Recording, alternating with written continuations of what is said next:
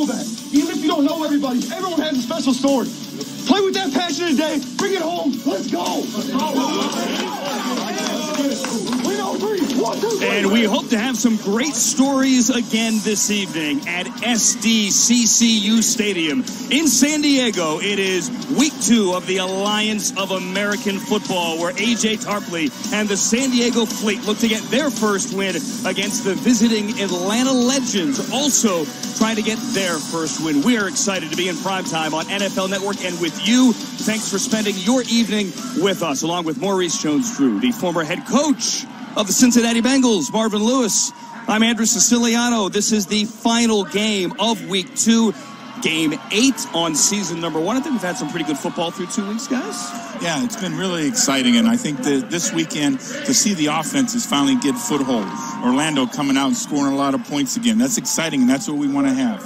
You know, for me, it's all about the development. I think everyone's getting better defensively. Guys are getting better. We saw a pick 6 earlier. You're starting to see guys really pass the test, which is on Saturday or Sunday, from all the hard work throughout the week, guys. And you hope to have people and teams build off last week, build off, as you said, another week of practice, and we have already seen some of that on the field. As mentioned, this is the final game of week number 2. How about Birmingham? The Iron win their second straight at home. They rally with 12 unanswered, beat Salt Lake City 12-9. Rick Neuheisel and the Hotshots are 2-0. They win in Memphis 20-18. In the game earlier today, we have Garrett Gilbert thrown for 393 and a couple of touchdowns as the Old Ball coach Steve Spurrier is now 2-0. Orlando wins again. These two teams trying to get, as I mentioned, their first win. The head coach in Atlanta. It's been an interesting month for a guy that you know well, Marvin, a guy from your staff with the Bengals, Kevin Coyle.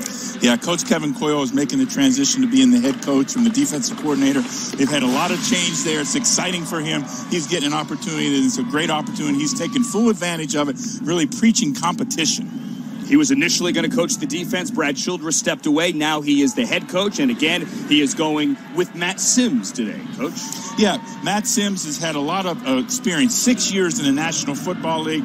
Obviously the son of a former quarterback, the brother of a former quarterback. So for him, this experience that he has had, he's been able to deal with this transition. And let's uplift this football team, offensive football team today. Don't be surprised if we see Aaron Murray. Kevin Coyle said he'd like to work the former Georgia quarterback in at one point, maybe even use both of them in the same game. On the other side of things, Mike Martz once ran the greatest show on turf in San Diego. Maybe we change that to surf. Regardless, they need to get in the end zone this week. Well, I'll tell you this much, Andrew.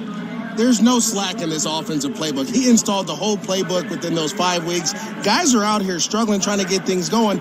But Nelson's done a great job as a quarterback. Phillip Nelson going down the fourth quarter, kind of taking control of this team. Coach Mark is confident in him. And guess what? This team is not only going to be tested physically on the field, but mentally as well, because we know, Coach, there's probably about 1,000 or so plays in that playbook, Coach Marks. Yeah, that was really impressive. Right out the chute, they have this horizontal stretching where they got guys all over the field.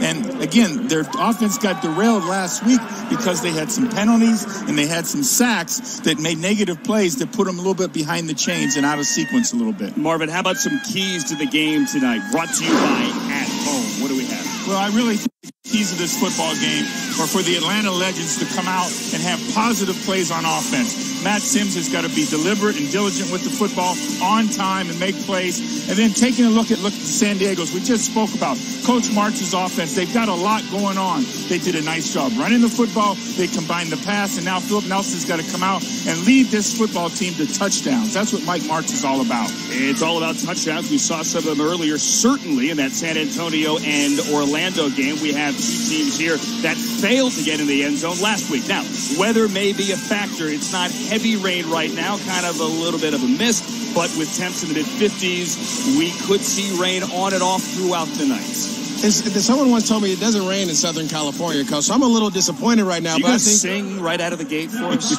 No. I think that was Tupac Shakur who brought that up, at least in the 90s when I was growing up. But I'll tell you this much.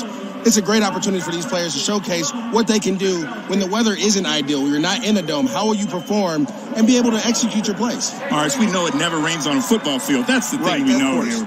And so it is. It's a great thing. Both teams trying to get that first victory, and we're going to have a great football game out here tonight. I believe it was Tony Pong, wasn't it? Either way, as you saw on the screen there, both of the quarterbacks are going to be mic'd up. It's one of my favorite things that we've had so far through the first 2 weeks of the Alliance, hearing not only the quarterback at the line, but on the sideline when talking to the coach, making adjustments, making checks at the line as well. And Matt Sims was a guy that did take command. Granted, the offense didn't move the ball much last week, and Atlanta's going to get it here to start the game. San Diego won the toss, but elects to defer. You know, the big thing about that, Andrew, when you defer in this league, not only you get the ball in the second half, but you get it in overtime. If this game should happen to get overtime, then San Diego will have the football. Which is huge. And again, there is no kickoff here. The ball is placed on the 25, and that is where Matt Sims is going to take the first snap of the game and hand it to Turian Fulston out of Notre Dame, who had 12 carries and 32 yards last week. How do you build off last week and get this offense moving after only a couple of field goals? Well, you got to run the ball. You got to get your offensive line going forward and do what we call offensively, create a coverage dictator, force the defense to try to stop the run, and then it opens up passing lanes for your quarterback and your receivers as well. Keep an eye on the two Jones brothers. Malachi Jones, 14. Shontavious Jones, their number 15, as we saw the starting lineups on the bottom of the screen. And again, they run it again. Maurice, they get nothing with Alex Barrett there, 93 in the middle of the line. You know, Alex Barrett has been a productive player for them last week, doing a great job. Was a guy who's had great NFL experience and really is going to earn an opportunity, I feel, to get back and another opportunity in the National Football League. You know, you're running the ball to get into those third and manageables, third and short, third and 2, so that your quarterback doesn't have to face an exotic blitz or coverage. Well, it's 34 here. You saw the San Diego defense there. Ron Brooks, 33, the veteran defensive back, had a pick last week. Sims, hard count. With a 35-second play clock, there's going to be a lot of pace here, and Sims completes that first pass. It is Shontavious Jones, and that's a first down and a gain of 10. I really love this concept. Two guys breaking inside, we call that double slants, but you're pulling coverage out of the way, and you're forcing this inside DB to create space and let the second receiver come in with a nice pitch and catch. Yeah, it's a really good job. Good timing. Ball up on the numbers, so only him or nobody gets an opportunity to make a contested catch there. Greg Dupre on the coverage and the tackle, the former Charger, as Sims now on first down, throws to the outside, and there is absolutely nothing going there. Monte Crockett, the receiver, who did not play last week. They need to get him in open space. Might be the fastest guy in the field. Kendall James, though, blew it up. Yeah, Kendall James, great job out there in coverage. Nice job defeating the block and then going and making a nice open field tackle. I understand the concept of the play, trying to get Crockett into space, but you were running the ball well. Continue to do those things to force this defense to be one-dimensional. It's a loss of 2. Akram Wadley, the former Iowa running back, checks into the game. He's 27. Sims with the completion again. And again, it's Shontavious Jones, who now has 2 on the night. Gain of 7. Nice timing throw there by Matt Sims, getting the ball out. And now we have now third down and manageable. 3rd and 4, where we get a great opportunity now where you have an opportunity to take advantage of the defensive football team here. See if they can convert on 3rd down again as they did before. Matt Sims, 3 for 3 for 15 yards to start the game. Need midfield to extend this drive. Bug Howard checks into the game, slot to the left. He's wearing 84, the former North Carolina wide receiver. Flag in the backfield. Sims takes a shot, and he throws incomplete over the head of his tight end, Keith Tobridge, out of Louisville, who also wants a flag. Well, we have a couple flags on the play there, Andrew. Brandon Cruz is our referee today. You may recognize him from the Mountain West. Here we go. Big 12 as well. You know, I went back, and as you studied what the San Diego Fleet did on defense last week, Coach Larry Marmia, the defensive coordinator, I mean, this man has just a wealth of defensive coaching experience. And it's just great to see him out there on the field. He and Coach Mike Martz go way back. And it's great to see Coach Martz back out there coaching, or Coach Marmie coaching defense from Coach Martz. As you said, a wealth of experience on both sides, really. Kevin Coyle, the Atlanta coach, head coach, used to be on your staff for 13 years. He has 40 years of experience. Penalty decline. There was actually 2 there. They took the hold. So it is going to be a first down now across midfield as this Atlanta opening drive has chewed up over 3 minutes, and now in San Diego territory. Watching week 2 and the final game of week 2 with the Alliance here. From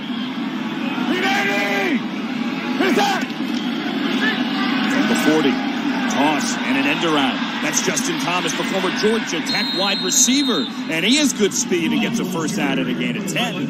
You know, Maurice, when we talk with Coach Coyle, he motions, now we're seeing around. So we're seeing a really good look at them attacking, you know, that first 10 or 12 plays coordinators like to have out there. Putting stress on the defense in different ways, slant routes, quick throws, making sure that defensive line can't hit your quarterback and get up the field. They say Thomas stepped out of bounds just ahead of the 30, so officially it's a gain of 9, and it brings up a 2nd and 1, and now a toss. That's Lawrence Pittman out of Wingate. First time we've seen him today. I don't think he has it. No, really good play there by Travis Freeney coming out in support. And he was a 6th-round pick in 2016 by the Pittsburgh Steelers. He's been with the Saints, spent some time in 2018. So, again, these guys are earning an opportunity to get their way back into the National Football League. Well, the one thing about Travis Freeney, Coach, he grew up where I grew up, 1. But 2, he is speed. A linebacker that can run and cover and hit. And there you saw his physical ability, being able to take on a blocker and still make the tackle. On 3rd and 1, Sims is going to call his own number here, and that is a first down. You know, I really feel like Matt Sims, like I said in the opening, his experience, the fact that how he grew up, he can handle all the change and transition that this Legends football team has had to go through, and he just knows we just got to keep doing it, guys. It's going to all come together. And they had a great opening drive last week. Now they got to put a touchdown on the board and keep going from there.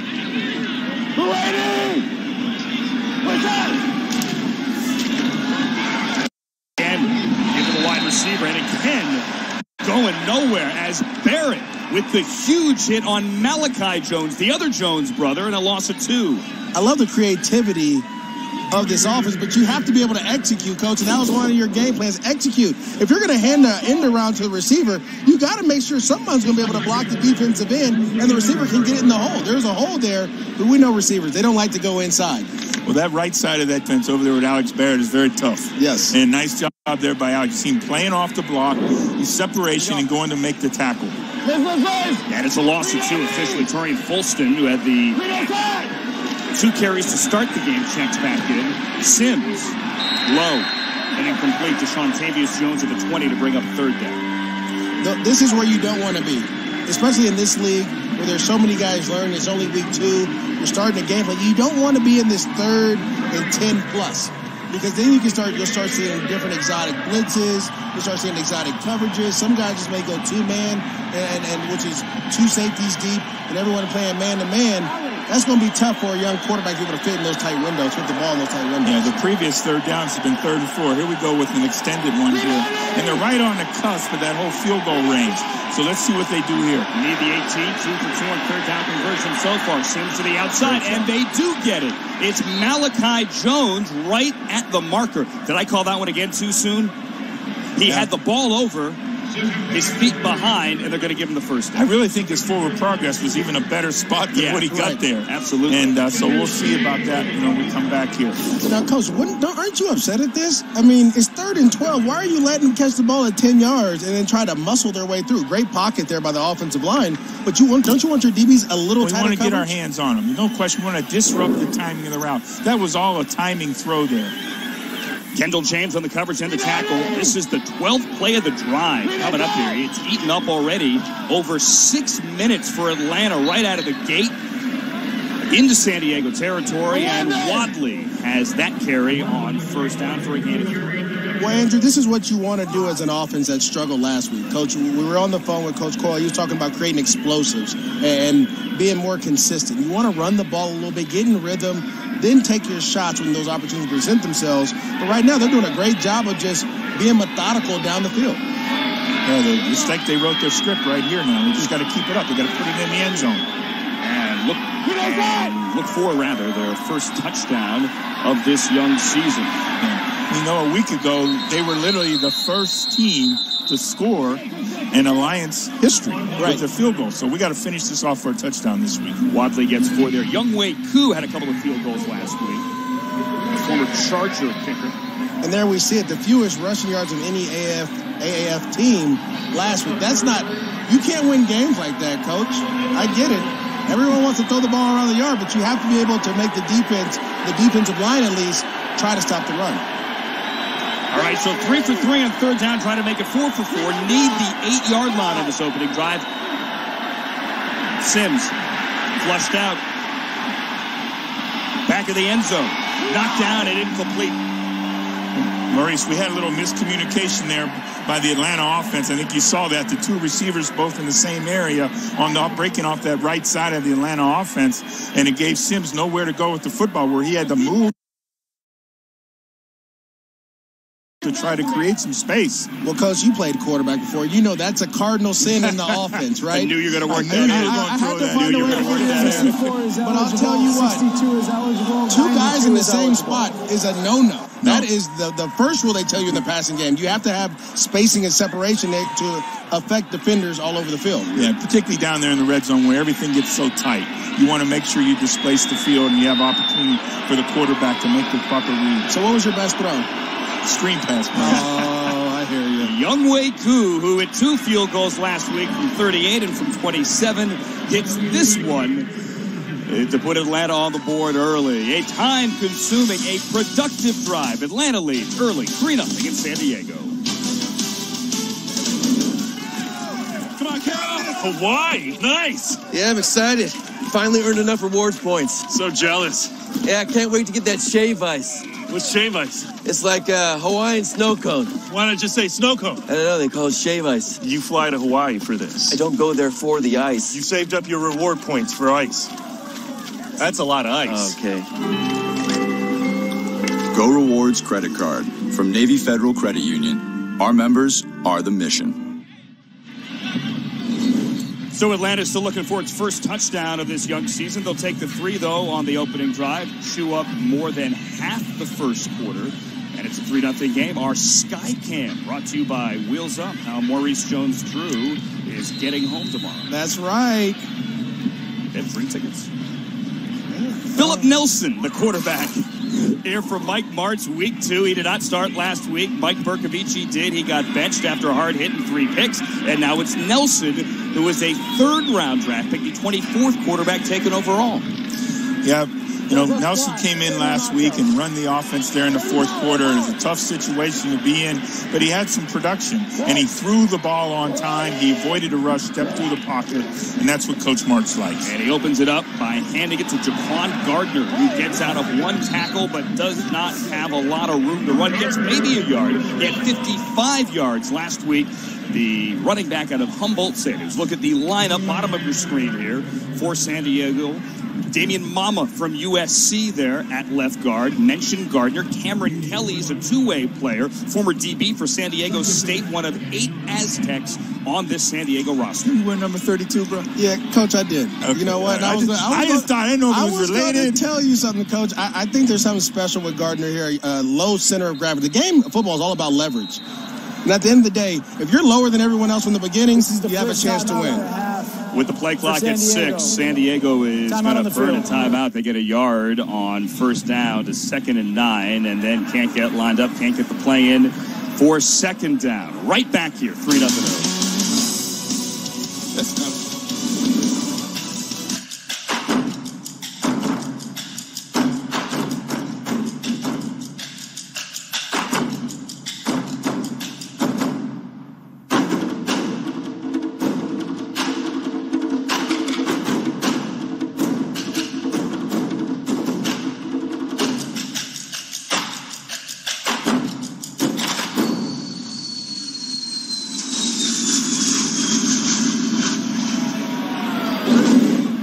Mike Martz from San Diego, James Madison High School, Mesa College, former head coach of the Rams, won a Super Bowl as an offensive coordinator, now back at home and coaching. And Mike Martz is just a great offensive mind. had the opportunity to coach against him quite a bit, and just a good friend. It's really great for these young guys to be coached by somebody like him. Mike Martz opens the game by running the ball twice. How about that? And there is your guy. It is not MJD. It is Jaquan Gardner, similar stature, same number, and a gain of 8. First of all, that number 32 is amazing. It is, isn't it? And Gardner's making it looking even better the way he's cutting and following his blockers. Now, he had a little penetration there, but was able to stay on his feet and use his blocker to get outside and get around and get a great gain there. And that's what you need to help a young quarterback out, Coach. You know this. A running game is his best friend.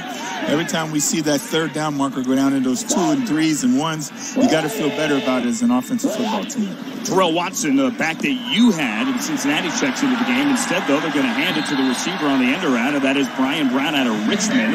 They needed only 1. He gets 2 out of bounds and a first down here for San Diego. Terrell Watson broke all of Christian Okoye's college rushing records. A big, strong player. We had him in Cincinnati, went up to Cleveland, spent some time with the Pittsburgh Steelers. So he kind of liked that AFC North a little bit. Well, I think the AFC North liked him because they love big backs. That's why they didn't draft me, Coach. And I'm going to ask you, why didn't I get a look in Cincinnati? You know what? I'll have to go back and check that out. You're still mad you fell to the second round. Run over the left side. It's Gardner again, his 3rd carry of the day, and he gets 4. Yeah, we have 2 former Bengals in there. Jeff Luke, who played at University of Cincinnati, spent some time with us in camp. And then on the other side, we just talked about Terrell Watson. But Jeff Luke, the middle linebacker, Kevin Cross feels really good about what he's bringing to defense, and defensive coordinator Louis Chofie, who was also on our Bengals coaching staff. Jeff Luke wearing number 50 in the middle of that lineup, middle of that line, I beg your pardon. Linebacker, middle linebacker for Cincinnati. I'm sorry, for Atlanta, formerly of Cincinnati. But I love the way San Diego's starting the game. You have Damon Mama, who's one of the biggest guys I've ever seen in my life, right? Going downhill, leaning on these guys. You have your offensive line going forward. They'll help protect your young quarterback, but you're also leaning on that running game again. Continue to get in those 3rd and 3rd and 3. You have a great opportunity, a high probability of getting this. Well, Gavin Escobar from San Diego State, who played a long time, had a couple great looks in the National Football League, also came up big last week as the 3rd down receiver. He's number 89. That ball is going to be picked off, however, just lofted it up in the air, and Carlos Merritt from Campbell had that fall right into his hands. As easy a pick as you will get.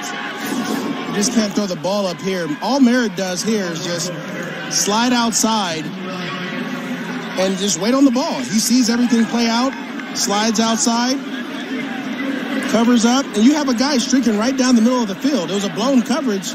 Just felt a little pressure there. Well, we talked in the opening about some of the flood concepts that Coach Martz likes in their passing game. And then you saw 4 strong. You had 4 offensive receivers on that right-hand side of the offensive formation attacking the defense. San Diego turned the ball over 3 times, 3 picks last week, plus a muff punt, plus 6 sacks. Here's the first turnover of the day, and Sims gets it back, sudden change, and fires a rocket to Monte Crockett on the sideline for 25. Andrew, Maurice and I get excited after we see a turnover, when that offense comes out and strikes fast and they throw the ball down the field. We like that, Maurice usually likes to run it first, but I say you take the shot early. Yeah, I always like to give them something they're not ready for, then take the shot on second down. But Sims here with a great throw right to the body of his receiver. No hard catch. He can get 2 feet in. Doesn't even have to do the Tony toe tap. Just get 2 feet in and get out of bounds. Good job, Crockett, getting those 2 feet down. The toe drag, if you will. Swag, perhaps. And he gets it into the red zone inside the 19-yard line for Sims as he takes a shot up the seam. It's caught. It is a touchdown for Malachi Jones. 15-yard score and Atlanta's first touchdown of the year. But when you throw those type of passes between the corner and the safety, it has to hit the receiver square in the number so he could be big enough to handle the ball. If you throw it low, it's going to be a tough hit there. Sims just puts the ball right where it needs to be. His receiver makes a really good catch here and takes the contact. All the offensive coaches I've ever been around always talked about put it up on his eyes. And you see a great job by Matt Sims there, putting it up on Malachi Jones's eyes. And he does a nice job making the contested catch here. Took a hit from Bowler and held on. In the alliance, you must go for 2. So Wadley is in the backfield now. And Sims flips it. That ball is loose. And that's a failed try. Incomplete pass. Early on the field was an incomplete forward pass. The two-point conversion is no good. But they'll take the 6. They'll take the touchdown for Atlanta, their first of the season, and a 9-0 lead.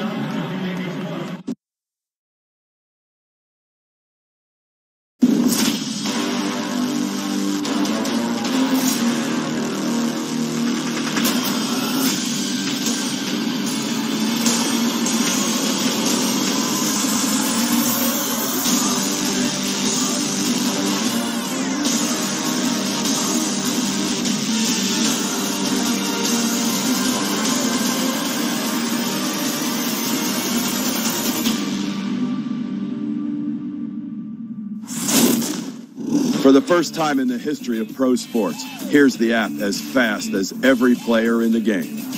The Alliance app delivers revolutionary technology, real-time play-by-play gaming, instant interactivity. Truly a game changer. Get the Alliance app today. Live predictive gaming at full speed. Call the plays. Unprecedented and at your fingertips. Available on the App Store and Google Play. Wide open every time. And the Alliance app is #1 now in both Google and the Apple Store. If you download it, now there are all sorts of Easter eggs hidden inside it. See what you can find and enjoy. I was playing with it before the game got started. Truly great stuff. Revolutionary. Fun. Play along with us as you watch this game here. A game that has Atlanta leading 9-0 already early. 11 plays in San Diego territory for the Legends. San Diego, 6 total plays and 1 interception as Phillip Nelson is now back for his second series. He's going to chuck it and he's going to run. And Nelson, who ran for 10 yards last week, gets 15. They want a flag at the end, and there it is.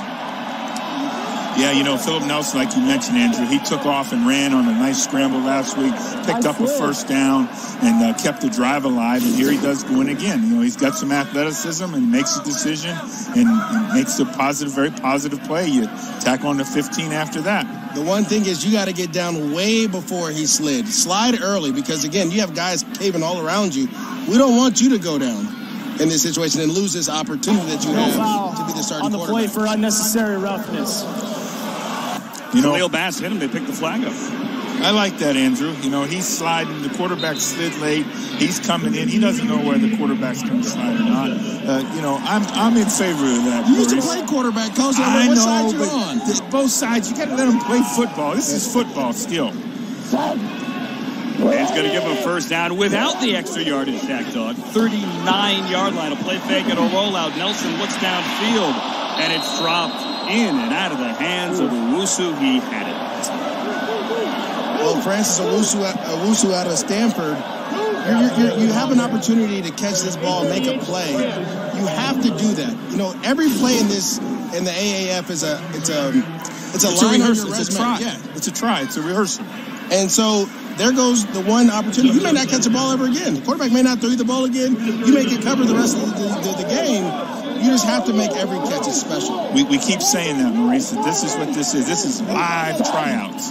This isn't football in shorts.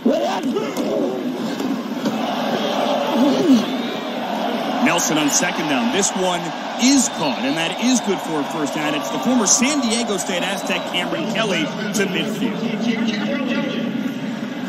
Cameron Kelly, a big physical player. You see him coming back to get the football, making the contested catch there. Great tight coverage there by the Atlanta Legends on that play. Well, I love the throw, too. It was with conviction. So many times these quarterbacks, especially young quarterbacks, don't throw the ball. They second-guess themselves. So you throw it with conviction there.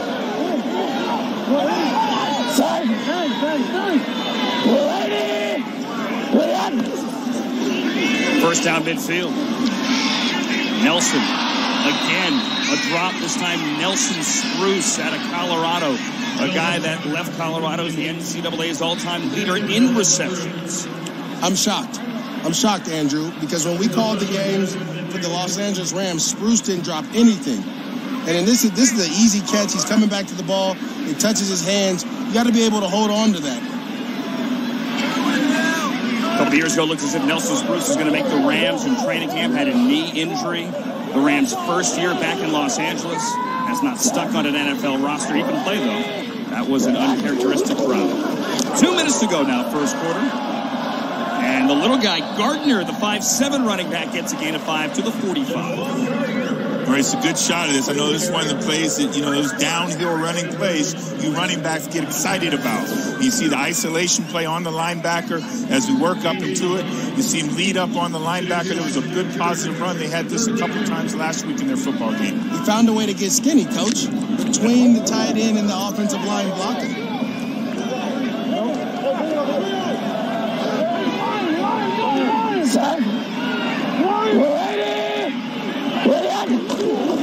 It's Escobar who had the block to clear the way on the run. Escobar now lines up wide. That one's incomplete, and there is the flag intended for Brian Brown. The DB's out there getting a little handsy, Coach. Holding defense, number 22, 5 yards from the previous spot. Automatic first down. They're going to get Dwayne Hollis. We're going to see it here. They're going to run what we call an angle route. You just get a little handsy in there. You got to let him go. If he crosses your face, he crosses your face. But you can't grab that upfield shoulder and try to pull to stay to your leverage. You see a lot more Dwayne Hollis today with Duran Grant, the former Ohio State defensive back and the former Pittsburgh Steeler, inactive with a groin injury. Had a good game last week. There's Dantes Ford in motion on first down for Nelson. Dumps it over the top, and there is Gavin Escobar. He has a first down inside the 30, down to the 25, tackled by Desmond Lawrence at a gain of 15. I remember playing the Dallas Cowboys and Gavin Escobar being that second tight end to Jason Witten, a big body guy who can catch and run the ball. We'd love to see him use him a little bit more. Interference, offense, number 12, 10 yards from the previous spot. Now we see why he was so wide open. Dantes Ford called for offensive. It was a little more than a rub here. You have your receiver's going to come in and pick off this guy here. Just a little more of a rub, Coach. That's all. It wasn't no harm, no foul. You gotta turn around and show yourself to the quarterback. Act like you're trying to do something. Gavin Escobar, though, has great ability, great receiver of the football. We had him in Cincinnati and worked out a couple of times. You got to like his athleticism. Now first and 20, they back him up to midfield. That one's caught by Kelly. Not a lot of room to run. Jeff Luke is there, as is Khalil Bass, 52, the other linebacker. Gain of 6. When you get into these long down and distances, second and long, third and long, you're allowing this front four for Atlanta, the Atlanta Legends, to get after you a little bit, and that's tough for any offensive line. It really is, and what the Atlanta Legends have to do is they have to mount some kind of pass rush today. Thus far, Nelson has been very clean in the pocket. You see the light rain coming down, kind of a mist. There is a guy that you used to coach, Marvin, Terrell Watson, with a carry over the left side to the 40. A gain of 4 to bring up a third and long, which we will do at the beginning of the second This is the end of the first quarter. Timeout. Atlanta has a lead, 9-0. Finally get a touchdown and leading on the road in San Diego. The final game, week 2 of the Alliance. Matt Sims taking a hit, but he's thrown a touchdown. We have a pick. Great start early, 1 quarter in the books.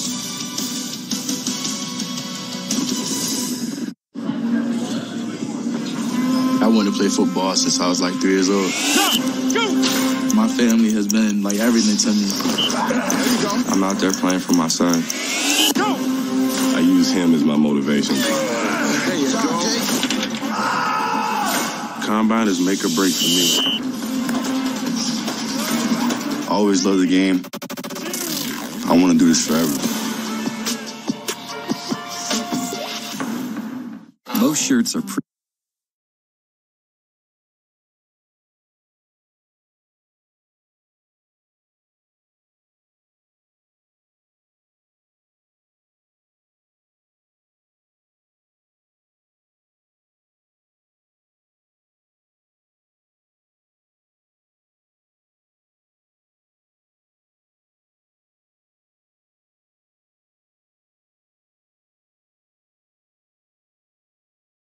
Bringing the football. Freshness?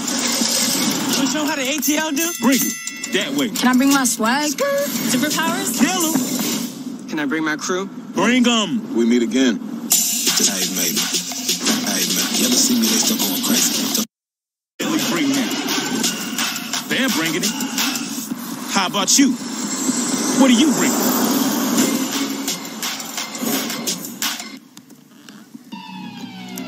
9-0 Atlanta over the San Diego Fleet after one quarter. Welcome to the Alliance All Access Studios.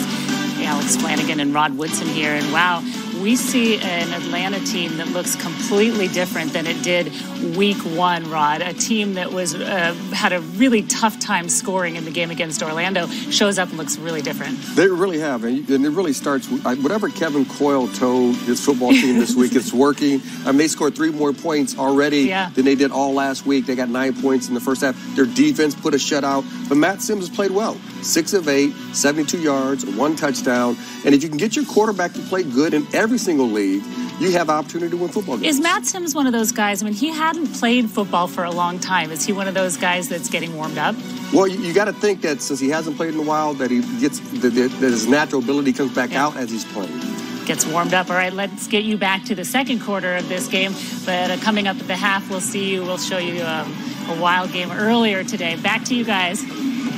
Alex, thank you, Rod. Starting the second quarter here in San Diego at SDCCU Stadium. You see the stats. An offensive explosion, if you will, already. Atlanta with 9 points on the board.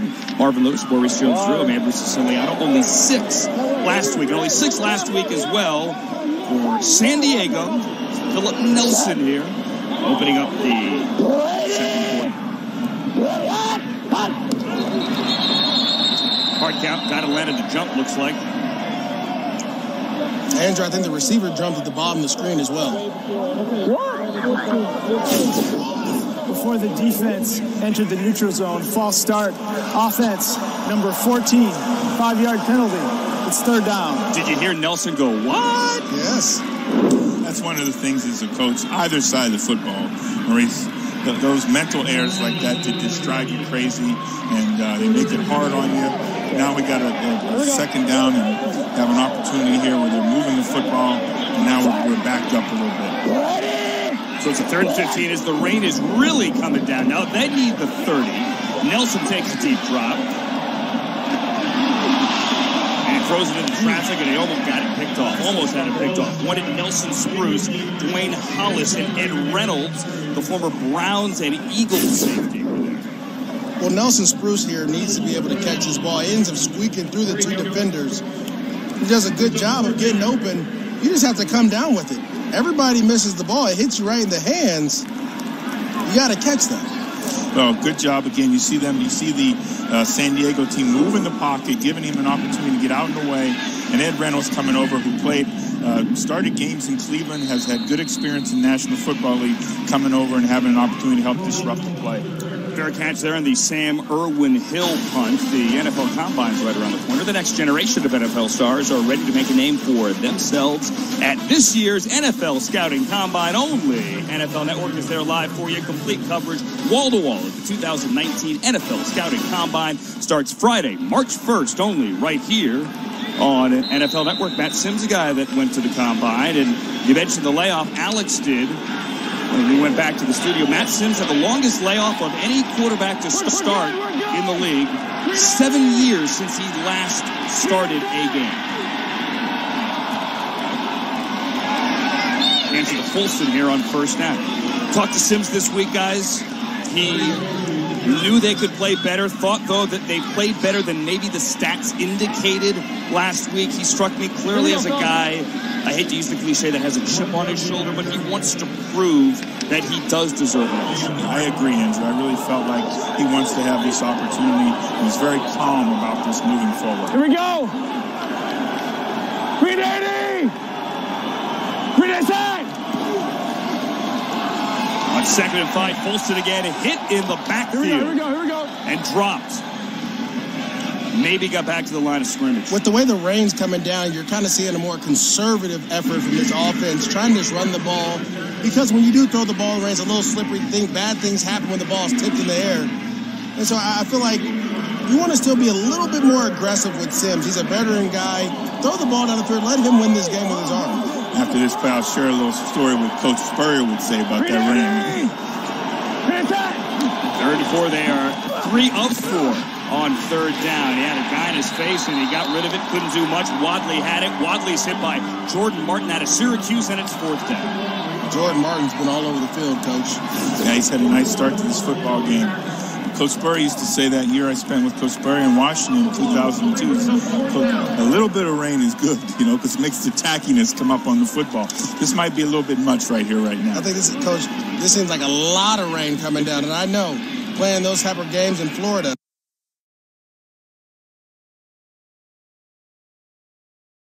Cameron Nizelak, the former Georgia punter, is on, and he's going to stand with that rain coming down on his own goal line. The play clock's at 0. Delay of game, kicking team. Half the distance, go to goal. It's fourth down. Well, we saw a substitution error there where the Atlanta Legends were short a player. You saw the player run in late. Penalty is 5 yards from the previous spot. They've got off to a great start. You don't want to have these kind of mental issues really affect field position, because you want to make this San Diego Fleet offense have to go the full field. Larry Marvin, defensive coordinator. Wrong side, right? Nizelak back into his end zone, throws that towel down as it is a downpour. And this is going to be returnable. Ron Brooks. Brooks across the 45 after a 53-yard booming punt out of his end zone. But good field position for San Diego. See what the Fleet can do in the rain. Coming up. This land is your land. This land is my land. From California to the New York Island. From the Redwood Forest to the Gulf Stream waters. This land was made for you and me. So all month long, the Alliance is spearheading Touchdown for Team Rubicon. For every touchdown scored in every game in February, the Alliance is going to donate $1,000 to Team Rubicon, a veteran-led nonprofit that helps communities recover after a natural disaster. Find out more. Join the effort.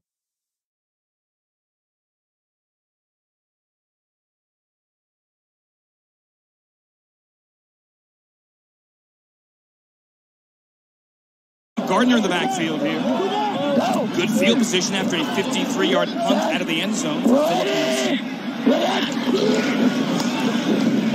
And the hand to Gardner. Gets by Barnes in the backfield. And now Gardner gets upfield close to a first down.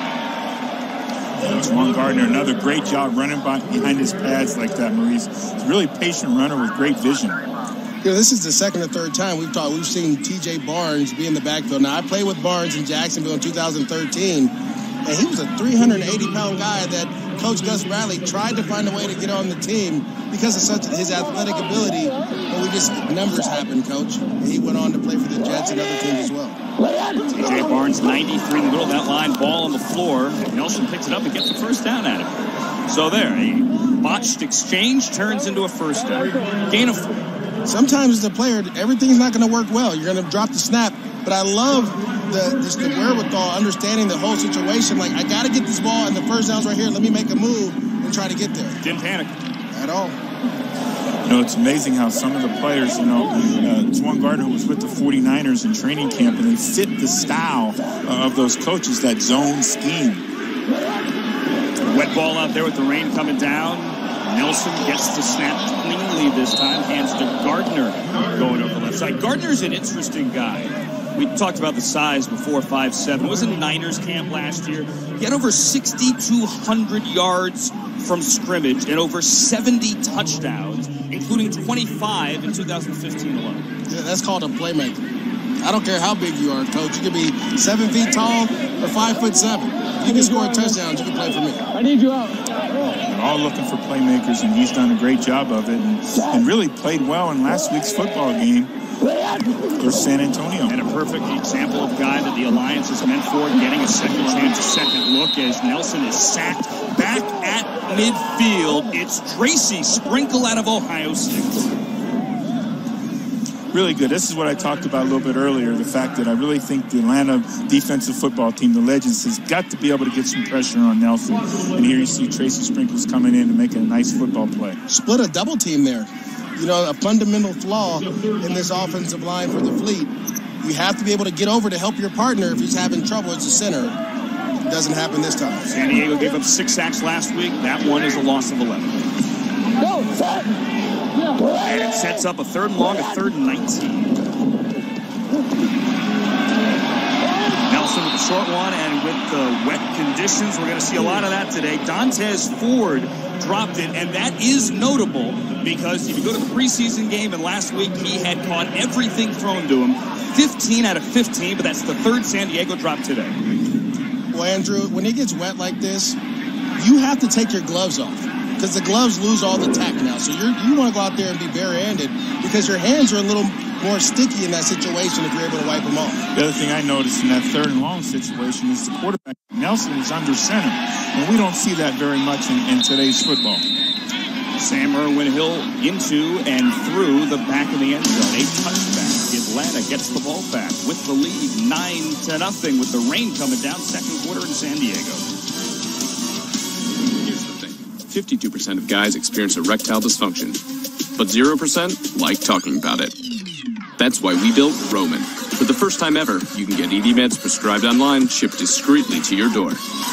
Chat online with U.S. licensed physicians and get FDA-approved medication, all in single-dose packaging. No more waiting rooms, awkward talks, or lines at the pharmacy. Get started with your free online visit at GetRoman.com/TV.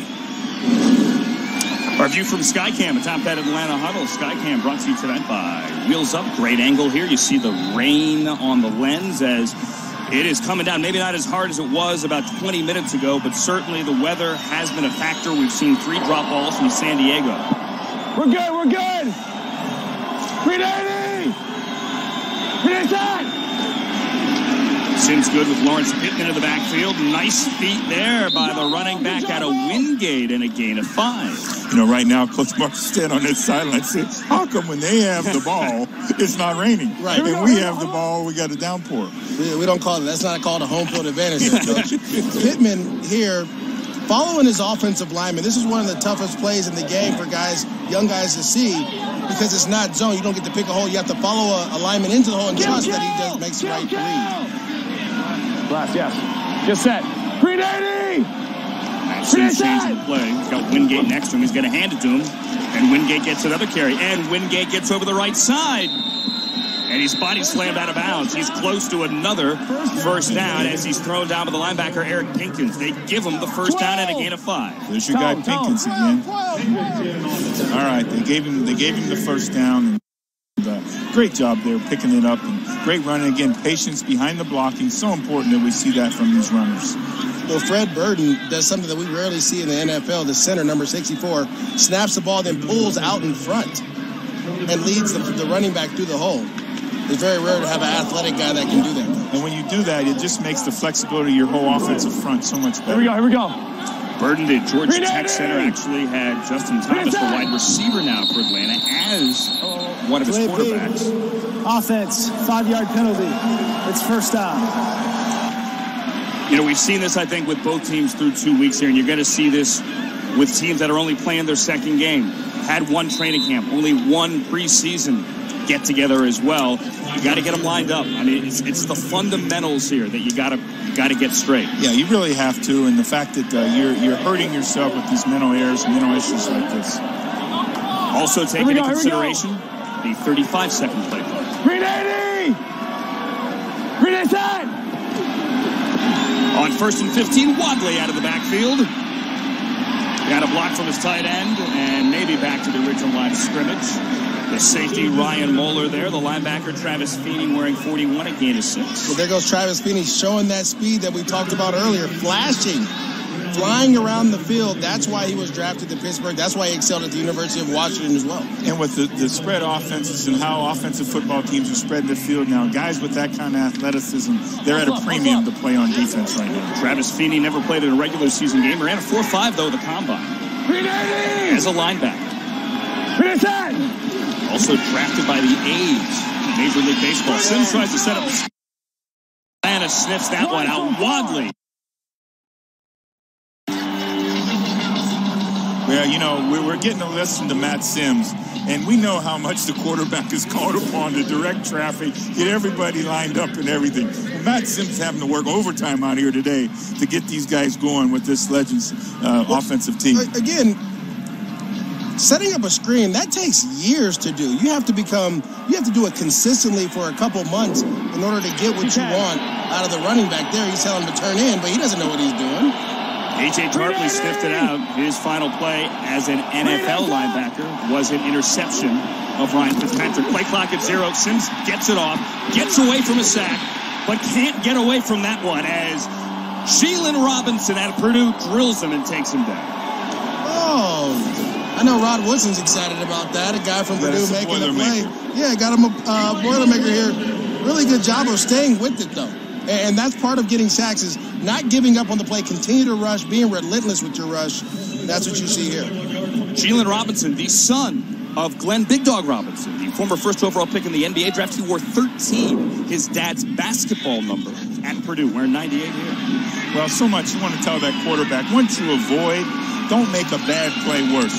Go on and tuck the ball, and let's make it as positive as we can protecting the football. Nizelek on the punt, and Brooks is going to take it to the 28. Nowhere to go. Hemmed in and brought down inside the 25-yard line.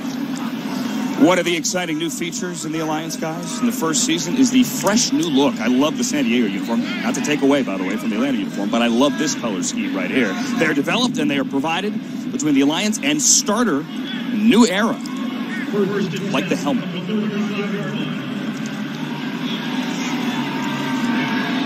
9-0 the score. Atlanta on top of San Diego. We are in the second quarter on NFL Network. Maurice Jones-Drew, former Bengals coach. Marvin Lewis, I'm Andrew Siciliano. This is a big possession here for the San Diego offensive football team. They got to get the amount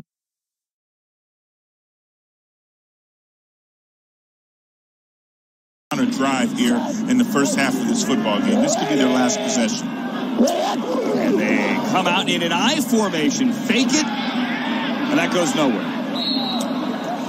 Now, this is a very creative play, but it's just not executed well, Coach. And one of your keys of the game was execute the offense. You have to, as a receiver, block the guy on top of the receiver you're trying to get the screen to. They can't do that. Play doesn't work. Well, the other part of that, Maurice, is the ability to count, make a defensive count. In other words, is it two people, defenders over here? If they've got two defenders over here, then we need to run the toss play the other way. And right now, we're not seeing that from the San Diego offense. It was caught by Brian Brown. The tackle is made by the corner, Desmond Lawrence out of North Carolina, number 23. Again, two in the backfield, Terrell Watson. Gavin Escobar, the tight end, who stays in the block as Nelson throws. And again, it is dropped with that rain. It's dropped by Brian Brown.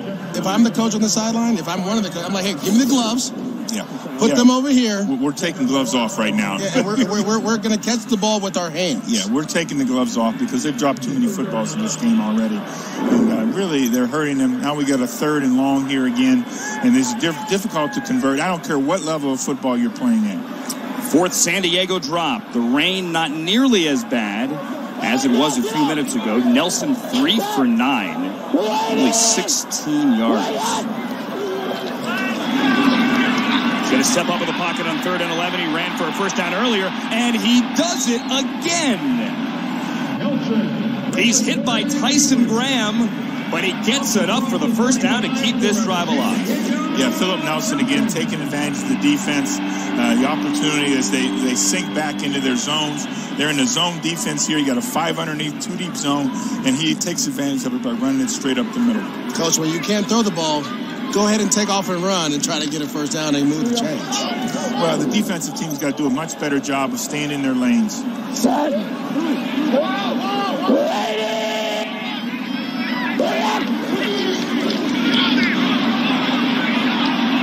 Back to Gardner on the ground. Leaves his feet, gets maybe 2 yards over the right side. Coming up on 3.5 remaining here in the second quarter. Atlanta and San Diego 9-0.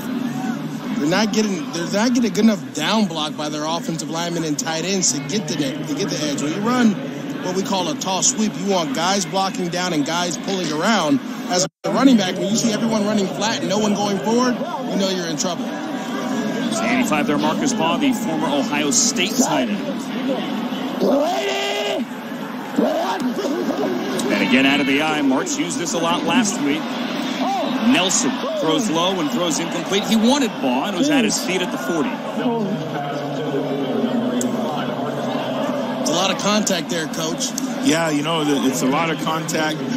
Both players, though, have an opportunity to go for the football. Marcus Baugh is a really good athlete.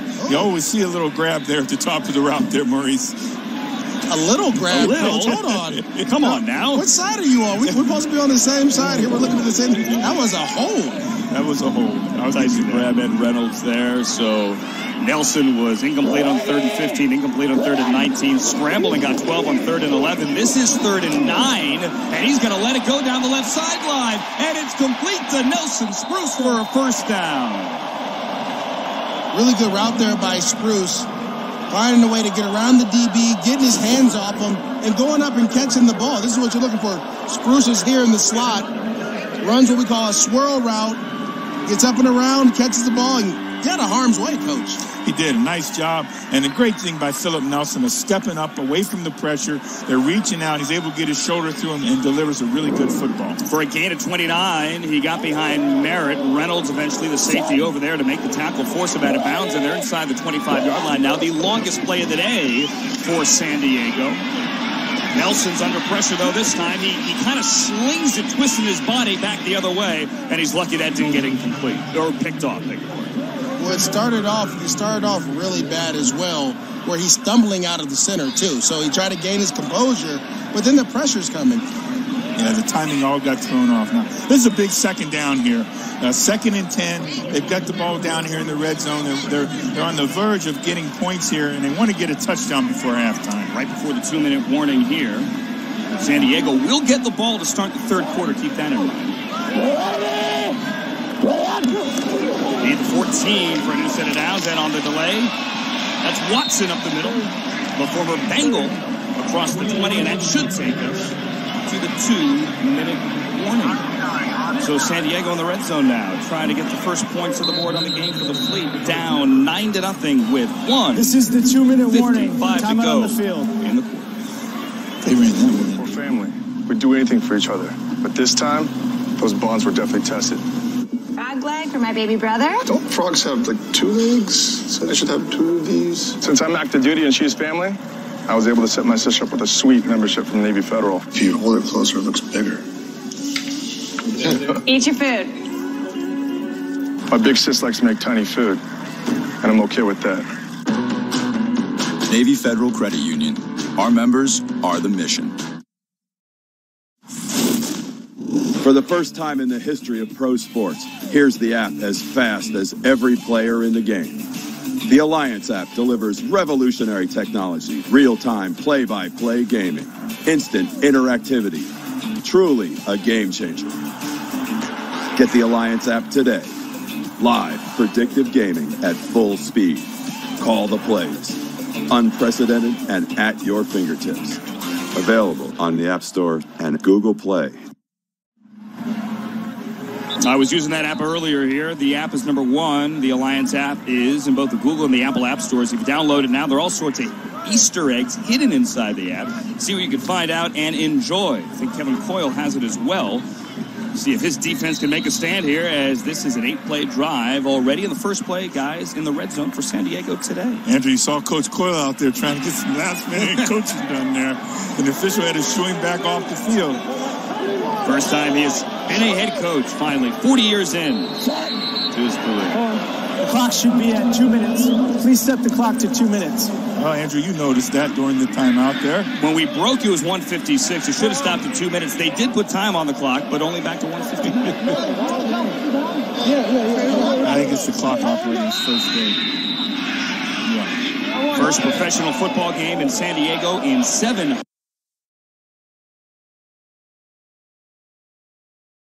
February 1st, 2007. Brian Brown in motion on 3rd and 5 again. Nelson can't get the exchange. He falls on it. they'll have a chance at a field goal, but the second time today, Nelson backed away from center without the football. Atlanta really should take a timeout here so to preserve some time so they have an opportunity. They've got all 3 timeouts left here. I've talked to both quarterbacks and centers. It's so much harder to snap the ball with a guy right over you because you have to snap it and try to fire your hands. And as a quarterback, you're trying to get out of there. This is the first time out of the half for Atlanta. Please set the clock to 1 minute and 44 seconds. The other part of that is that Number if you both 69 notice, is eligible. Quarterback Phillip Nelson was under center again. So there is something to this. For some reason now, the San Diego on these third downs has been under center. Stay tuned. Coming up at the half, Alliance All Access halftime. Alex Flanagan, Ron Woodson, Terrell Davis, Cynthia Freeland. Wild finish earlier in San Antonio. And the best of Alliance Wired. Yeah, that Orlando-San Antonio game, boy, you had to stay tuned. Yes.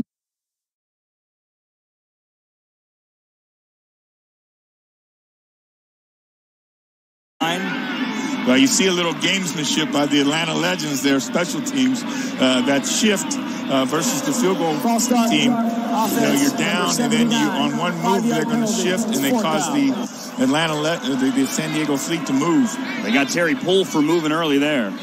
Is that one of your old tricks, Coach? Yeah, a little execution play there. We talked about it, special teams, right? Special teams. We're using those special teams meetings. A coach once told me, guys, he said, look, we impact games, but mostly on the losing side if we don't do our job. This is a 46-yard attempt. Eggman hit from 47 last week. This one is good, just inside the left upright. A 46-yard field goal, his third in 2 games. San Diego still is not in the end zone, but they'll take 3 to get to within 6. Well, let's feel good about it, okay? We said about it when they got the ball with, 5 minutes to go, that they needed to drive and get some points. So we got to feel good about things. They nice job driving the football. They don't get the touchdown, but they're getting the ball coming out in the second half. And you got to really feel good about that. It's all about going into halftime with momentum. Yeah, feeling positive about things. They've got 2 timeouts. Let's see what they do. If Atlanta comes out, wants to throw it around, they can stop them. They got an opportunity for the ball back again. Matt Sims opened this game with a time-consuming drive, marched down the field, put 3 on the board. They got a pick. Punched into the end zone 2 plays later, and now, as you said, trying to get some momentum. Who is that? Heading to the half from the 25-yard line. They're going to open, though, on the ground. Trips left. Play clock at 35. Trips left. Keep that in mind as Wadley gets 2. Time out of the half for San Diego. Yeah. 132. Please put 132 on the game clock. 132. All right, so San Diego, Mike Martz is going to call timeout here. Second timeout for San Diego. Marvin Lewis, Maurice Jones-Drew. I'm Andrew Siciliano. Interesting to see the use of timeouts here, as we saw San Diego just took one, but this is a chance here for Matt Sims, who opened the game well in the first quarter, to, as we said, get some momentum, see if they can get a second touchdown. I really like Coach Martz's aggressiveness here, using the timeout. Atlanta comes out, it's going to run the football, try to take it down, because they're feeling good about things, and Coach Martz wants the ball back, another opportunity to score before halftime. Or you're on the road, you want to make sure that you try to limit exposure to that home team, because they can get momentum, and if they get going, Coach, we know Coach Mike Martz's offense can put up some points. Gain of 2 from Wadley. It's now a 2nd and 8. San Diego down with only 1 timeout. To the flat, it's Wadley again, and he's going to get out of bounds to stop the clock at 1:27. Gain of 2. Martin and Michael are there, both with NFL experience. Well, now it's decision time. Minute 27 on the clock. San Diego has 1 timeout left. The Atlanta, do we 3rd and 6? Do we go forward and let's try and convert this? And I think the offensive team, Coach Coyle, will give him the freedom to go ahead and try and convert this. They've done a nice job on 3rd down thus far in this football game. They're 3 for 6 on 3rd down. Need the 35-yard line. Sims caught. Malachi Jones right at the marker. And they're going to give him the first down. I think it was a good spot there. I think his progress, again, was ahead of the line to gain. Malachi Jones is catching the ball with his hands, extending the drive. Has 2 third down conversions and a touchdown. Malachi Jones with that one. Wadley out of the backfield. Watley makes one man miss, makes Pimpkins miss, and then gets out of bounds. So picked up a couple of extra yards and stopped the clock at 101. Smart move there, Maurice. He conserves the time, makes the guy miss, gains 4 more yards, and conserves the timeout. Well, you know, Coach, we know the defenders on the other side are smart, too. They know you're trying to get to the sideline. So you stop and make one guy miss, and then you get back outside, gain some yardage, help your offense out. And get 6. Blue 80! Blue 80! 2nd and 4. Sims up the seam. Ball up in the air and picked off by Moeller. His second pick of the season. Had one last week. And here he gives San Diego a shot with 51 seconds left in the second quarter. Tips and overthrows. Tips and overthrows. They go into cover 3. Your quarter does a good job of playing over number 2. Popping the ball up and safety right there. Johnny on the spot again. We know that ball never seems to find the ground. It was intended for Irvin Phillips. Curtis Michael with the hit. Yeah, disruption there at the point. Got to come down and make the play, though. And the second turnover in our game today. 2 interceptions, 1 for each side. And now Nelson has it inside of 50 seconds to go. 1 timeout, and he almost gets that picked off. One at Owusu. Reynolds deflected it. You know, Phillip Nelson is just a touch late on these throws. You know, we've seen this a number of times now, right? When he's getting there, the ball's getting there, and the defender's getting there at the same time. Well, Coach, you got to make sure when you're on that 5th step or that back step, you have to let it go. He's second-guessing himself again. Yeah, he's got to anticipate and drive the football. Hagman's career long is 54, so potentially need to get to the 36 to get him there for that. Now, though, on his own 48. Nelson has time, lets it go. That's complete across the 40 into Atlanta territory. That's going to be good for a first down. As it's Montez Ford with the catch. And the clock winds to 30. Nelson high and almost intercepted. Clock stops at 25. It was Graham who could not come up with it. Well, you saw Nelson with the communication as they're getting to the line of scrimmage. You have to make sure the linemen know the protection, the running back knows what to do, and the receivers know what to do. Here, he just tries to get the ball to his back quickly. You know, sometimes you got to bring it a little bit lower. He's not Michael Jordan, Coach. Yeah, it's a little high throw, and you're impressed with the mechanics of things, but let's go ahead and execute the throw. That offensive execution, the first thing you wanted today from this offense. Play clock at 5. Nelson bat snap, gets it to his left, steps up in the pocket, lets it go down the sideline, and he can't hang on. Ford almost had it. Yeah, I can tell you when Coach Martz gets this offensive football team in the locker room at halftime, the first thing he's going to attend to is the number of balls that they've had go through their hands today. That would have been a nice catch. Well, if you want to play in the big leagues, those are the catches you're going to have to make. Those are going to be the kind of things that make Antonio Brown and A.J. Green, Coach, obviously DeAndre Hopkins and Julio Jones, the players that they are, those are routine catches for them. Yeah, these are big-time plays you got to make. These guys got to make these plays. 5:16 for Nelson. 18 seconds to go when they snap it. Nelson is going to get it across the 30, complete to Spruce at the 25. They have 1 timeout left, and they're going to burn it with 11 seconds to go. Final timeout of the half. San Diego, 30 seconds. I think he got the line to gain here, though, so I think we got a first down. No, 4th and 1. As the runner was short of the line to gain, it's 4th down. I thought he had it. Well, Spruce went backwards, and that's what ends up happening. You catch the ball, you can't run backwards, but he'll be fine. Here, we'll see Spruce here in the slot. You get up there, you do a great job of getting the line. Once you catch it, you just can't go backwards, Coach. You got to go forwards in that situation. Yeah, again, he's coming back to the football. Again, the thing we talked about, the timing, just, again, account late with Phil Nelson. Get the ball there on time, drive the ball there. And because he didn't get it, because they have to burn the time out here, they're going to send out Hagman for another field goal try. He was good earlier from 46. He's 3 for 3 on the year. This will be from 43 officially. We'll put it on the screen. Well, you see Atlanta's going to call their timeout and go ahead and ice the kicker here. Make him think about it a little longer. Ice the kicker, mid-50s in the rain. Yeah, you know, make him think about it. This is my thing, Coach. And we talked about this yesterday. do your job. That's what it comes down to. It's just like golf. A nice, easy swing of the leg. Hit the ball where it's supposed to go. Make it. We're good to go. We go in with some momentum. I think you got a chance to play with this guy, but Sebastian Jankowski, okay? Yeah, I did. I played with him. I iced him once, and he was daring me to stare down. Unfortunately, he came back and made the kick. Or he would have come after you. He's a competitor. No, I'll tell you He's what. a big dude. He's a competitor. Could you have taken him? I'd have to take him. 43-yard attempt to make this a 9-6 game.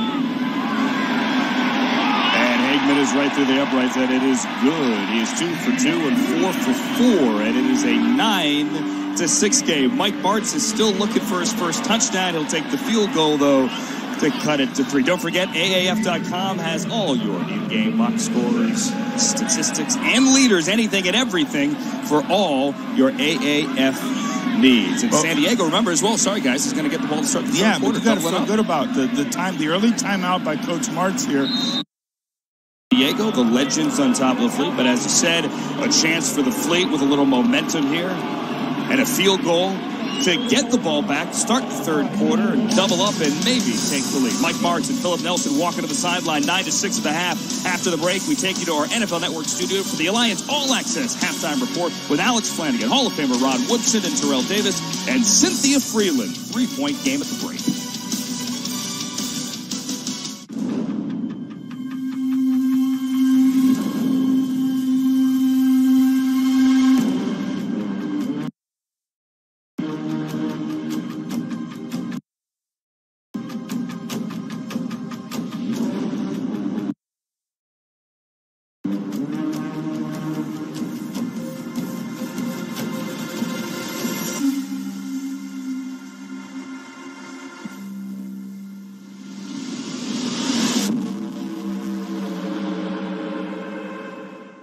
Welcome.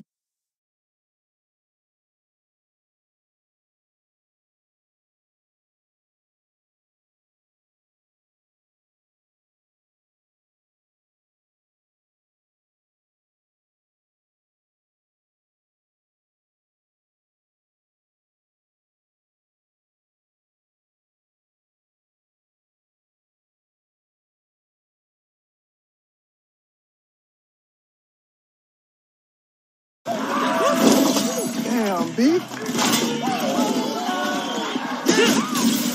Boy, this is a great party. He's open. Russ?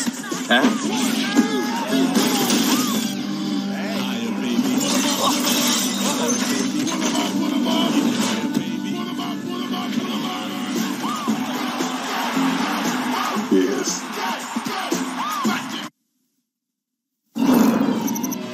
It is a slippery and wet ball game in San Diego where the Fleet is trailing Atlanta in a 9-6 ball game at halftime. Welcome into our Alliance All Access studios. I'm Alex Flanagan along with Cynthia Freeland, Rod Woodson, and Terrell Davis. And this game, you guys, a little bit wet, but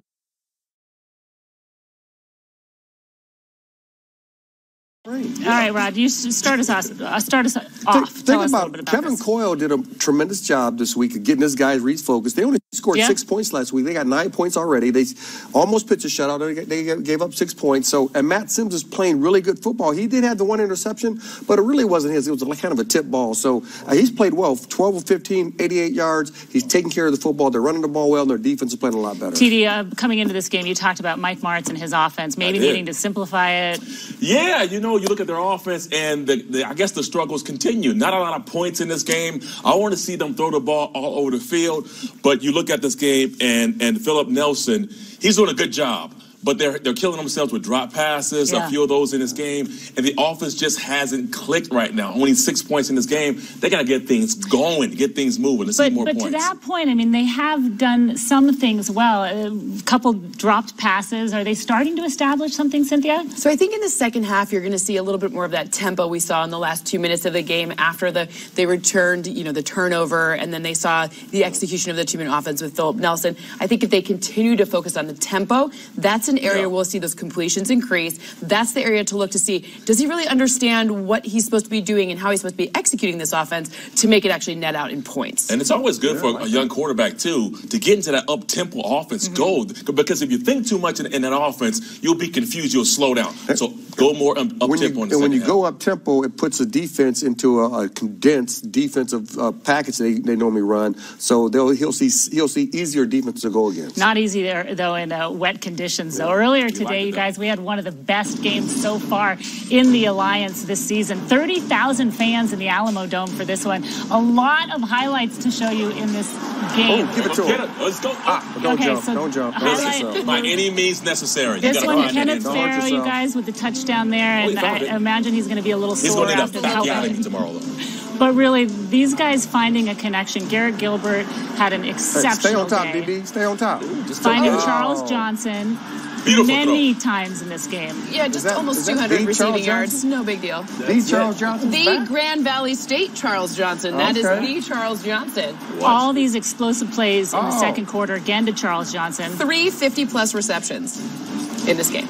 And one more here. And Garrett Gilbert just looking great so far, you guys. You know, Spurrier is loving this. This is what it's all about. He likes to throw it all over the place, and Johnson is awesome. Throw it. Late in the game, this game tied at 29, and give it to me.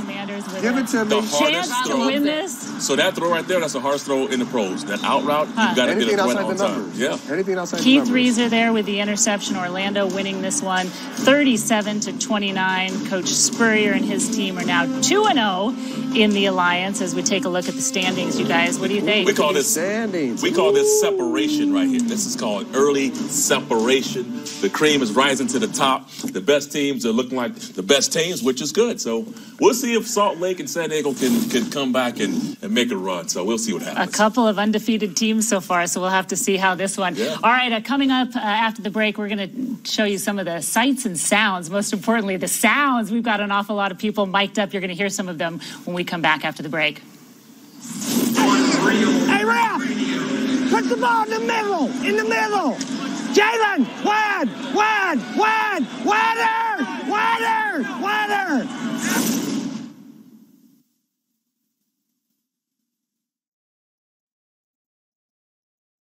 This land is your land, this land is my land, from California to the New York Island, from the Redwood Forest to the Gulf Stream waters. This land was made for you and me. We're family. We'd do anything for each other. But this time, those bonds were definitely tested. Frog leg for my baby brother. Don't frogs have, like, 2 legs? So I should have 2 of these. Since I'm active duty and she's family, I was able to set my sister up with a sweet membership from Navy Federal. If you hold it closer, it looks bigger. Eat your food. My big sis likes to make tiny food, and I'm okay with that. Navy Federal Credit Union. Our members are the mission. For the first time in the history of pro sports, here's the app as fast as every player in the game. The Alliance app delivers revolutionary technology, real-time play-by-play gaming, instant interactivity, truly a game changer. Get the Alliance app today. Live predictive gaming at full speed. Call the plays. Unprecedented and at your fingertips. Available on the App Store and Google Play.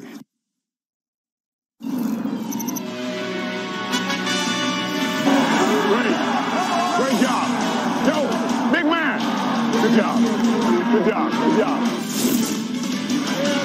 You wide open on the fence? Yes, I was. Now, Garrett, did you look at him on the fence or make up you? I had him off just staring. I knew we had him. Okay. Was the fence good too? Just a little sampling of what the Alliance All Access provides to you. Mic'd up Steve Spurrier, which I could listen to for days. He is awesome. All right, let's give you some of the best wired up so far through 2 weeks of the Alliance. This is about us. I don't care what the scoreboard says. Let's go play hard. Play hard, fast, have fun with it. Let's go get a win. Big dogs on 3. 1, 2, 3. Big dog. Here we go. Tighten up. On the field. On the field. Troops right, 32 seconds. Hang close. I'm going to go. Ready? Let's go. Troops right. 3 jet. Just hang. Jalen! Flag! Flag! Where is Zoe? He's down. I didn't know he was out. Somebody's got to know that. No, intercepted. Why would you do that? Oh, it's no good. No good. Don't take that sack. The back's lined up wrong. Z, Quincy, Roger, lead. Tell him to catch it this time. I'm thinking about changing quarterbacks. We're going to go with the throwback pass to you. Set up.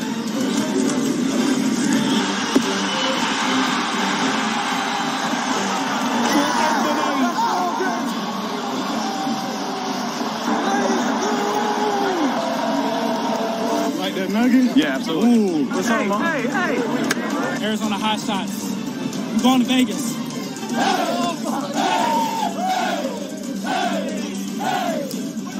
We still have one half of football to play in San Diego before we can officially look ahead to next week's game. But here's the slate of football coming at you in week 3 of the Alliance. Arizona at Salt Lake, Memphis, Orlando, San Antonio at San Diego on the NFL Network, CBS. Sports Network and Bleacher Report. We're going to be on Bleacher Report. Anything jump out at you, Cynthia, in this slate? I mean, I'm really looking to see if Birmingham, we've seen Atlanta play a lot better this game, so I'm really continuing to see, like, Luis Perez growing. Is that going to be the area of growth we see against Atlanta next week?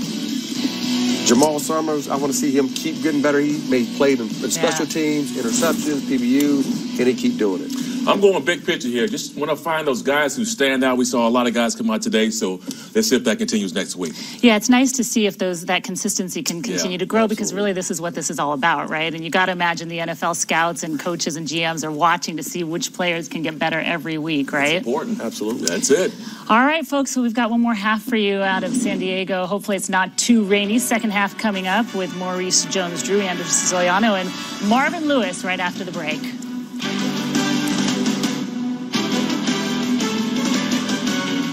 NFL Network continues its celebration of Black History Month. Our kids need to see somebody that went through what they went through. You teach them to appreciate what they have. I try to use football as a platform. I believe there's all types of ways to serve people. I just want to show kids if you work hard, you will be rewarded, regardless of where you come from or if your family has money or not. Jim Brown was a great man who just also happened to play football. My strength was unbending. NFL Network's celebration of Black History Month continues Friday at 8.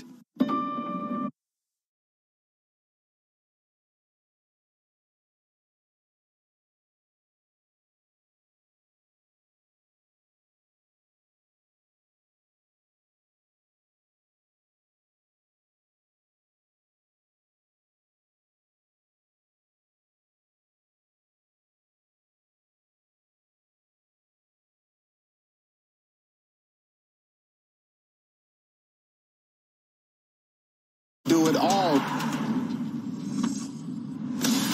Touchdown! Can we talk football? The NFL draft is officially open. Which team gets it right tonight? Bang! What a catch!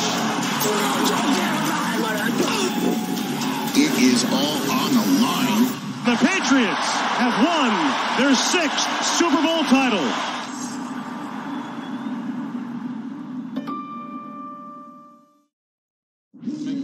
We all talked about this. It's about finishing. You understand? Yes, sir. It's about finishing. All right? We got the lead. We got to build on the lead. Defense got to go out there and stop them this first drive. Offense, we got to make it a 2-score game immediately. You understand that? Yes, let's get after them. We know we can. We can move the ball up and down the field. Let's get good field position, defend them up, get turnovers this half, and keep the pressure on. Yes, sir. Hey, the game is ours to win right now. Let's go. Right where we need to be. Go get it. Put it up in here. Let's go, baby. Let's go. Let's go. Legends on 3. 1, 2, 3. Let's go. Let's go to work.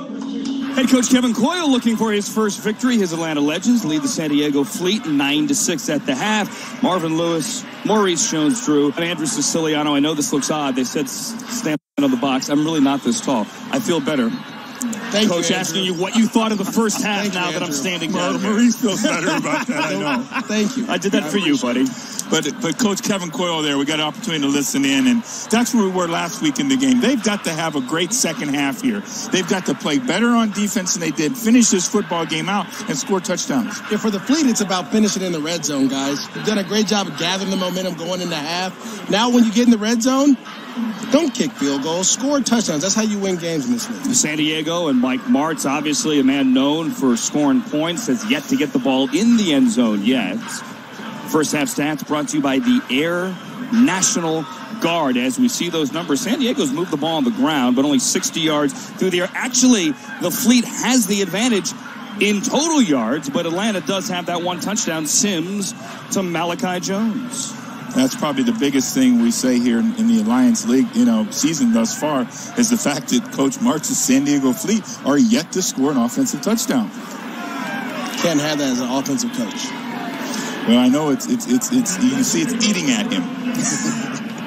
It is eating at him, certainly. We talked earlier in the pregame, and we saw it last week as well. He has thrown the kitchen sink, so to speak, his entire offense at Phillip Nelson and at Mike Bercovici last week. Let's see if they can get it going here. Doubling up, had the field goal right at the end of the second quarter and opening here on the 25-yard line to start the third, and Nelson is going to loft it long on the first play of the quarter, intended for Brown, and he gets the flag. Desmond Lawrence on the coverage. I think if we could have listened to Coach Martz's halftime, we would have still him talking about let's go attack.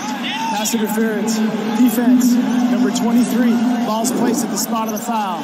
Automatic first down. You saw Lawrence as well pointing to his left leg. He took his helmet off as he went to the turf, and now he's getting checked out. Hope that left leg's okay. Atlanta's already down a corner tonight in Dorian Grant from Ohio State.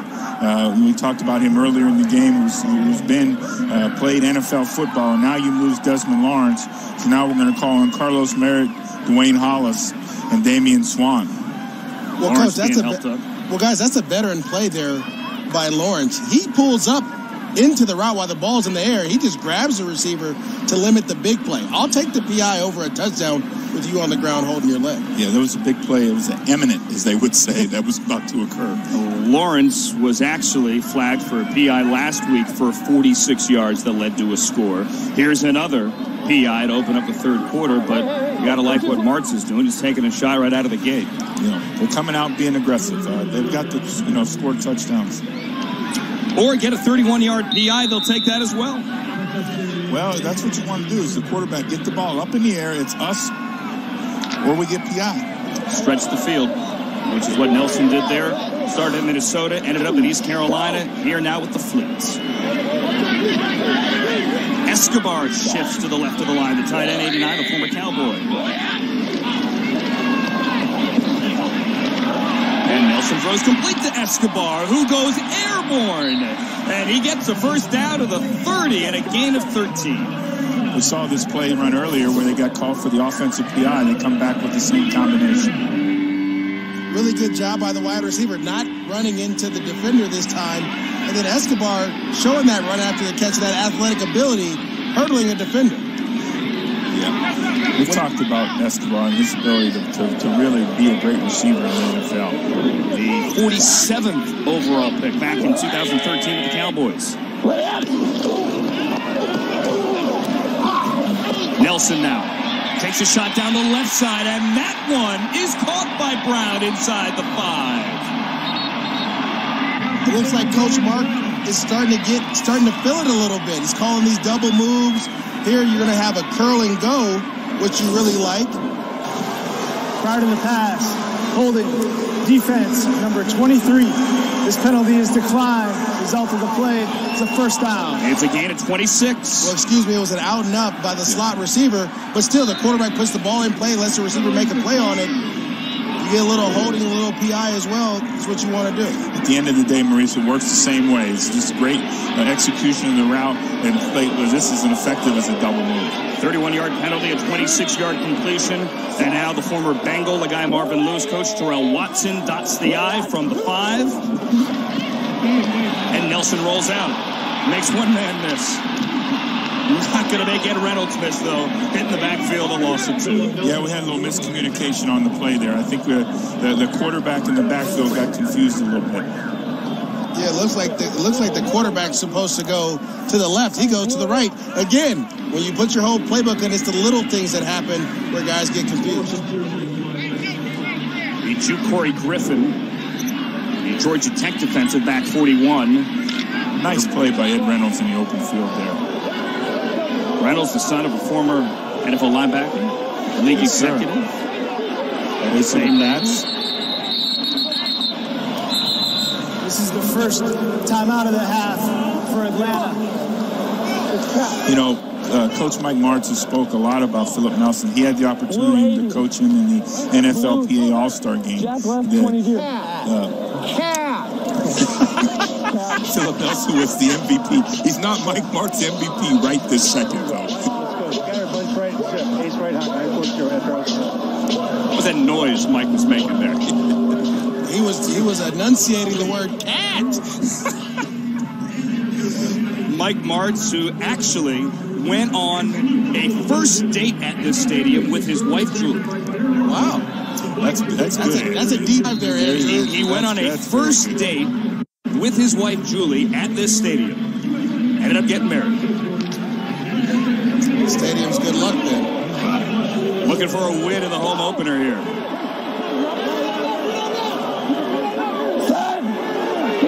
Second and goal, that's one. Again in the backfield, 39. Nelson looks right. He's going to keep it. He's going to get hit hard, and he's going to lose 2 yards. The guy that you had with the Bengals there, David Dean, 95, was the first to get him. Nice job by David Dean. David Dean really, we brought him to Cincinnati, played at the University of Virginia. He's done a nice job and was on our 53-man roster, was on our practice squad for a while. Left us with an ankle injury at one point. Just got injured and wasn't able to make the football team. I'll tell you what, guys, Phillip Nelson can't continue to take these type of hits when he's running either. He has to learn to get down. Lost 2 yards, lost a yard, and now a third and goal. They're backed up on the 8. Blitz picked up, no flag for a hold. Nelson chased by Dean, and then is going to throw it away. You could only blitz 5, and Nelson almost got dropped in the backfield.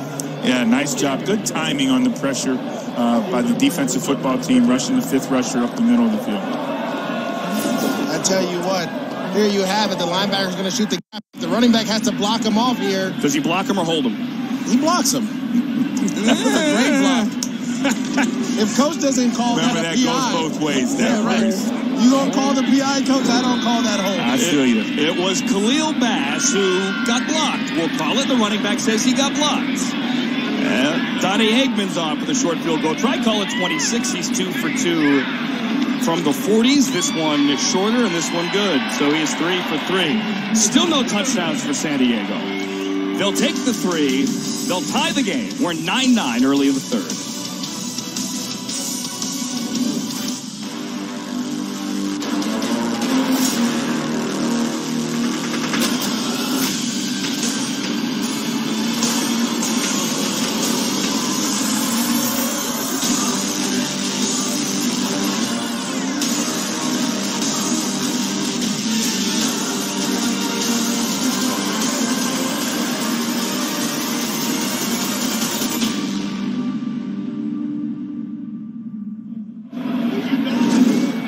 Our Skycam brought to you by Wheels Up. You saw Phillip Nelson there on the sideline leading his team to another field goal. Field goal at the end of the second quarter. Field goal beginning the third quarter. Yeah, no, it's 3 okay. consecutive field goal drives, and we're tied at 9. Matt Sims back with the ball for Atlanta.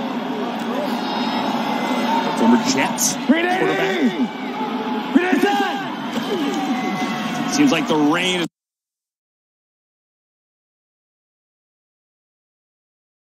Notre Dame with the carry over the left side. Had a nice week 1. Really hasn't gotten much going here today. It's maybe 3. Well, we heard Coach Coyle come out and talk about the offense getting a score right away in this quarter. And it's going to be important they mount something. They kind of got stagnant there at the end of the second quarter there, Maurice. Yeah, you got to get back in rhythm. Matt Sims certainly an improvement over last week, 12 of 15 tonight. And hands to Fulston on the draw over the right side. Maybe 4 more. Did that ball come out? He was down. Sets up third and around 3. On our call with Coach Coyle, he talked about establishing the run and finding a way to get back to it, because he knew that was going to help this offense going and get this young quarterback going. And it seems like they're doing better. Obviously, they have 9 points. They're moving the ball a little bit better. They're doing some things that he's liking. Yes. He's got to keep that up. Yeah, these 3rd and 3s are much more manageable than these 3rd and 9s and 10s. Wadley checks into the game, 27 there on Sims' right hip. As we watch from up top on Skycam, Matt Sims fires complete to Shontavius Jones for a first down as Sims opens this game now 13 of 15. Well, you got to really like the timing of this football play. The exact thing, the timing of the ball, Sims releasing the football as the receiver's making his break and up tight on his eyes. How difficult is timing on bang-bang plays like this when you're a new team? Extremely difficult. Blue is that? Again, operating out of the shotgun fake by Alex Barrett. Well, this is the thing. Timing, when you're doing those type of things, the receiver has to get off the ball first, and then you catch it there. Here on the play action, though, you have to sell it a little bit more with the running back so the DN can commit. Matt Sims pulls it out too quick, pulls out his belly. All of a sudden, the DN retraces and gets right back in your face. Have a little patience with it. The same things we keep talking about. The fiery Matt Sims. That fire not in any way extinguished by the rain that's coming down a little bit harder now. Charles Stanberry Jr., the tight end, wearing 80 in motion, and in traffic, it's incomplete. Tarpley on the coverage. Yes, he dropped it. It was Irvin Phillips, 82, Matt. Matt says, if I'm going to take these hits, you have to catch the football.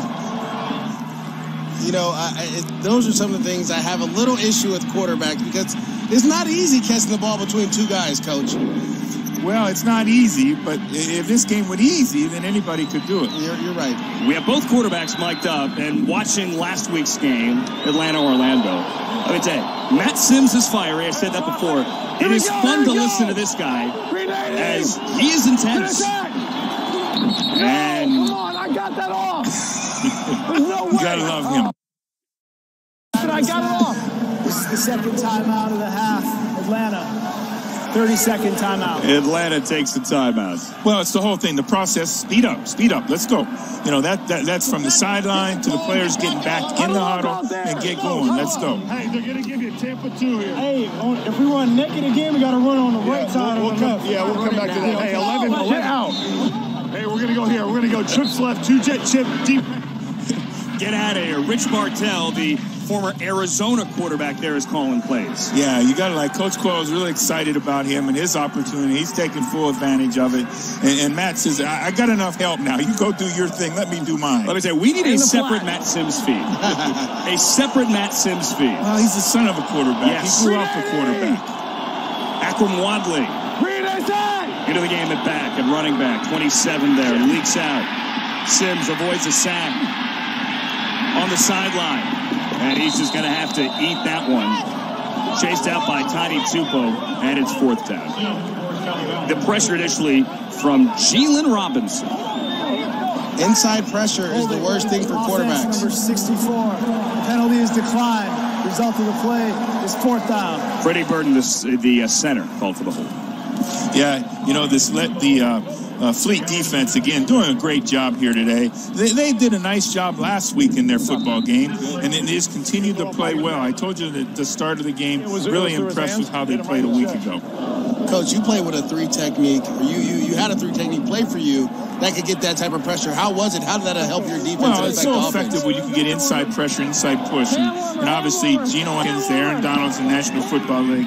These guys affect it. Don't allow the quarterback to step up. Ron Brooks backpedals in the rain, fields at the 10, goes straight upfield and gets a nice return of 12 across the 20. And that is where San Diego will start things off in a tie game.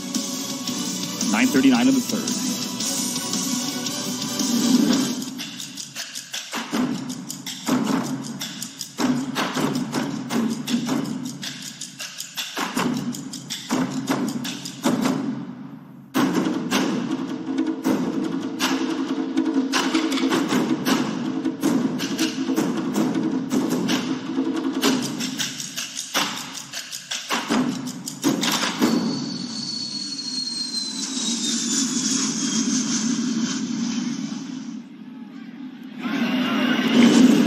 As Phillip Nelson checks back in a tie game in a rainstorm here in San Diego. Let's take a look at the quarterbacks. Tonight's quarterback comparison is brought to you by Navy Federal Credit Union. Only 8 completions for Nelson, but he's led him to 3 field goals.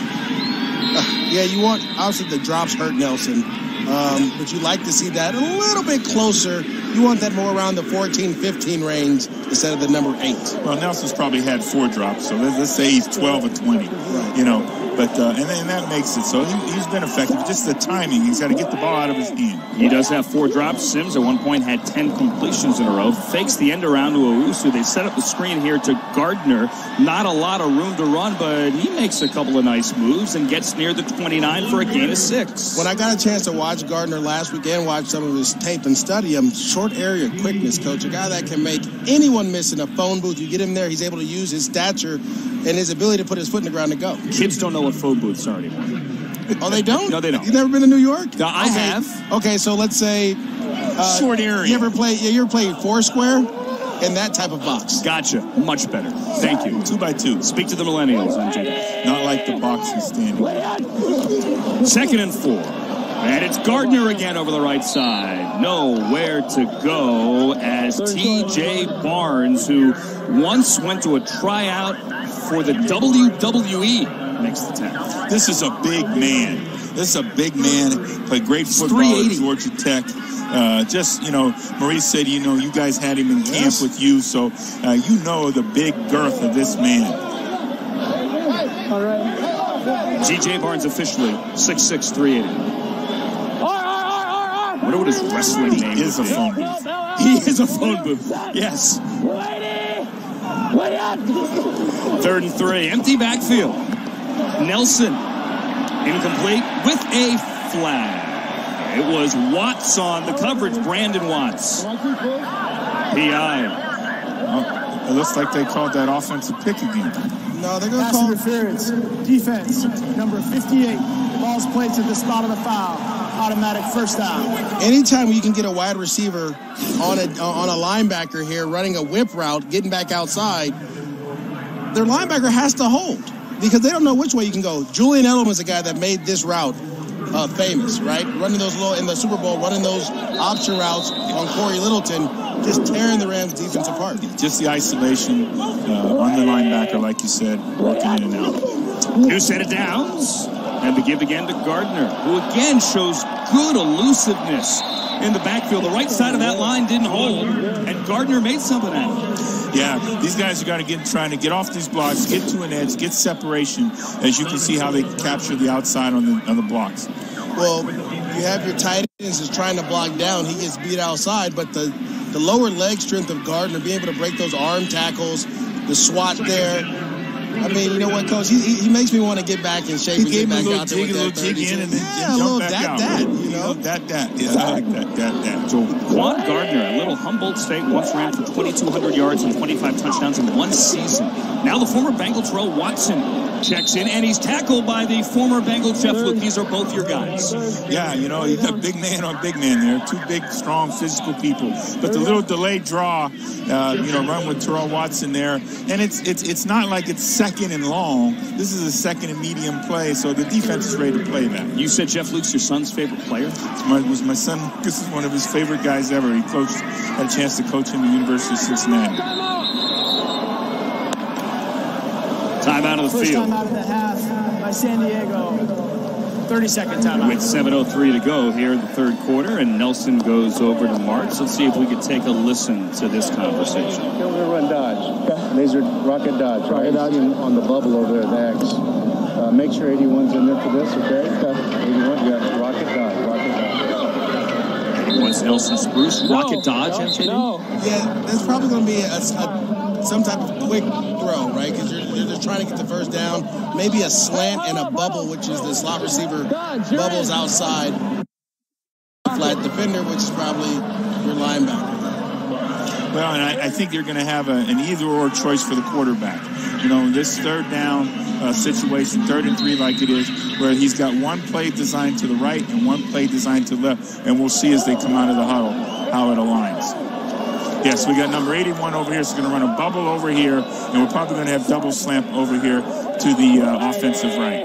With Watson in the backfield, 81 and 82. Nelson and Owusu to the left, and he's going to throw it to Nelson, who catches, turns upfield, and gets the first down. So we didn't get that combination, but we did get a combination route on each side. Well, yeah, they're going to run an option route here with Nelson Spruce, something that he excelled in at the University of Colorado, being able to give him a two-way go. Break inside if you want to, or outside if you like, if it's open. And then the quarterback makes the read. He's got a man side or he's got a zone side. When Nelson Spruce left Colorado, nobody had caught more passes in NCAA history, 294.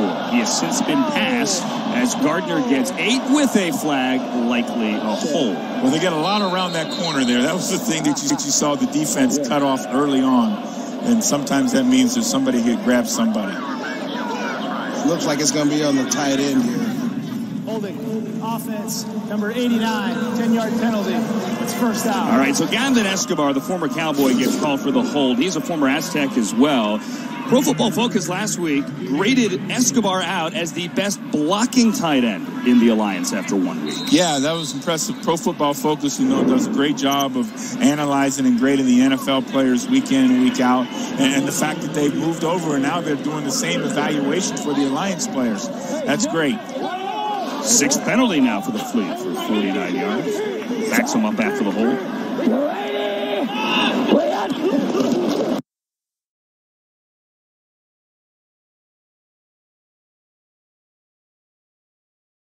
He throws it incomplete to Escobar on the sideline. Looked like he was waiting for Gardner to clear, and he never did.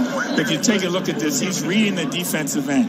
If the defensive end comes up the field, he's going to throw the shove pass underneath. If the defensive end stays on a line of scrimmage, he's going to then take the ball and work it outside and throw the flat to the flat. So, again, this is a play where he's got a couple of options. The quarterback making the read. To putting the whole playbook in with Mike Marks. That's a lot. Yeah, that's a lot. Yeah. T.J. Barnes in the middle of that one. He's hard to miss. 91, J.T. Jones out of Miami, Ohio, also there. And a hard cannon move. Second one, you got to snap it. You got to snap it, though. We got him. Defense number 91 jumped into the neutral zone, causing a reaction by the offense. 5-yard penalty. Second down. Nelson's telling his center, Jeremiah Colony, who didn't play last week, you got to help me out here. Yeah, you get that 2nd and long like they've got here, and the defensive coaches are telling the guys now, let's not jump off sides, all right? The offensive team's trying to get half of it back. Everybody's trying to get the same thing done. Here the defense makes them now. So they get 5 back after the hold, and it's now a 2nd and 15.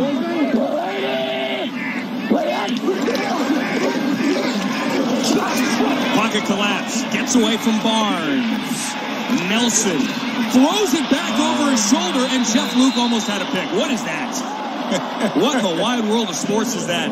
Trying to keep it in 3rd and 15 and not 3rd and 25 there. Yeah, I'd rather my quarterback go ahead and get rid of that ball early and or take the loss, but don't throw the ball over your shoulder now. We're all riding with you. It was 98 Tyreek McCord who got there. He got away from Barnes initially, and then the linebacker McCord had him by the waist. And just, did Escobar actually catch that? Yes, he did. He actually caught that on the sideline. 3rd and 16.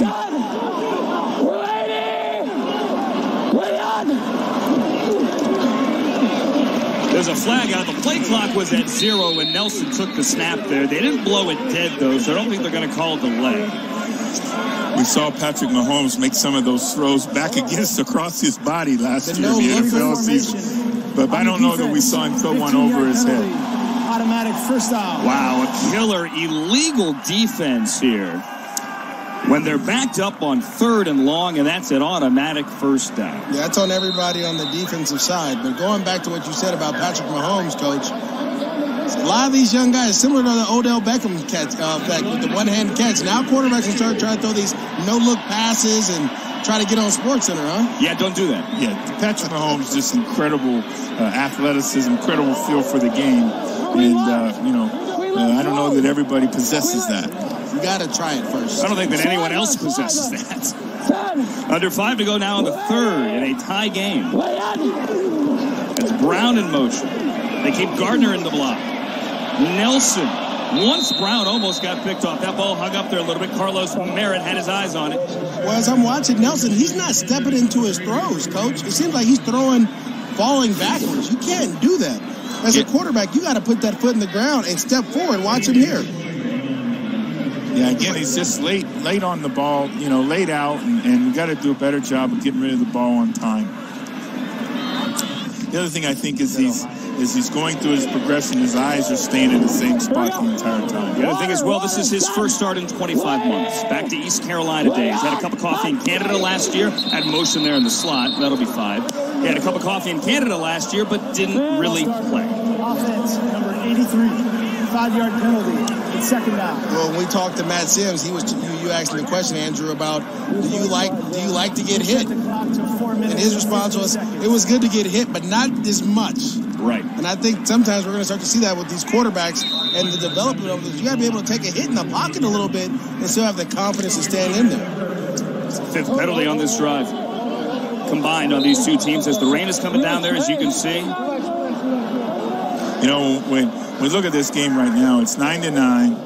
And, when whichever team wins this football game, the other team is going to go back and they're going to regroup and they're going to look at all the things, all the opportunities that they wasted and which hurt their opportunity to win this game. Nelson asking for the play call again from his OC, Rich Bartell, on the sideline. He does have the in-helmet communication, as we have in the NFL as well. Shotgun here on 2nd and 15. Pump fakes, pulls it back, and then takes the dig. It's caught by Baugh. They're saying he's down, though, before that ball came out. Marcus Baugh with 58 on the tackle. Brandon Watts. This Atlanta Legends defense is flying around right now. Catch the runner's forward progress was stopped prior to losing the football. It's third down. Well, the Atlanta defense had them in the 3rd and long the last time. Now they're back to 3rd and long again. So this is a huge down. Stop this drive here. Get something going.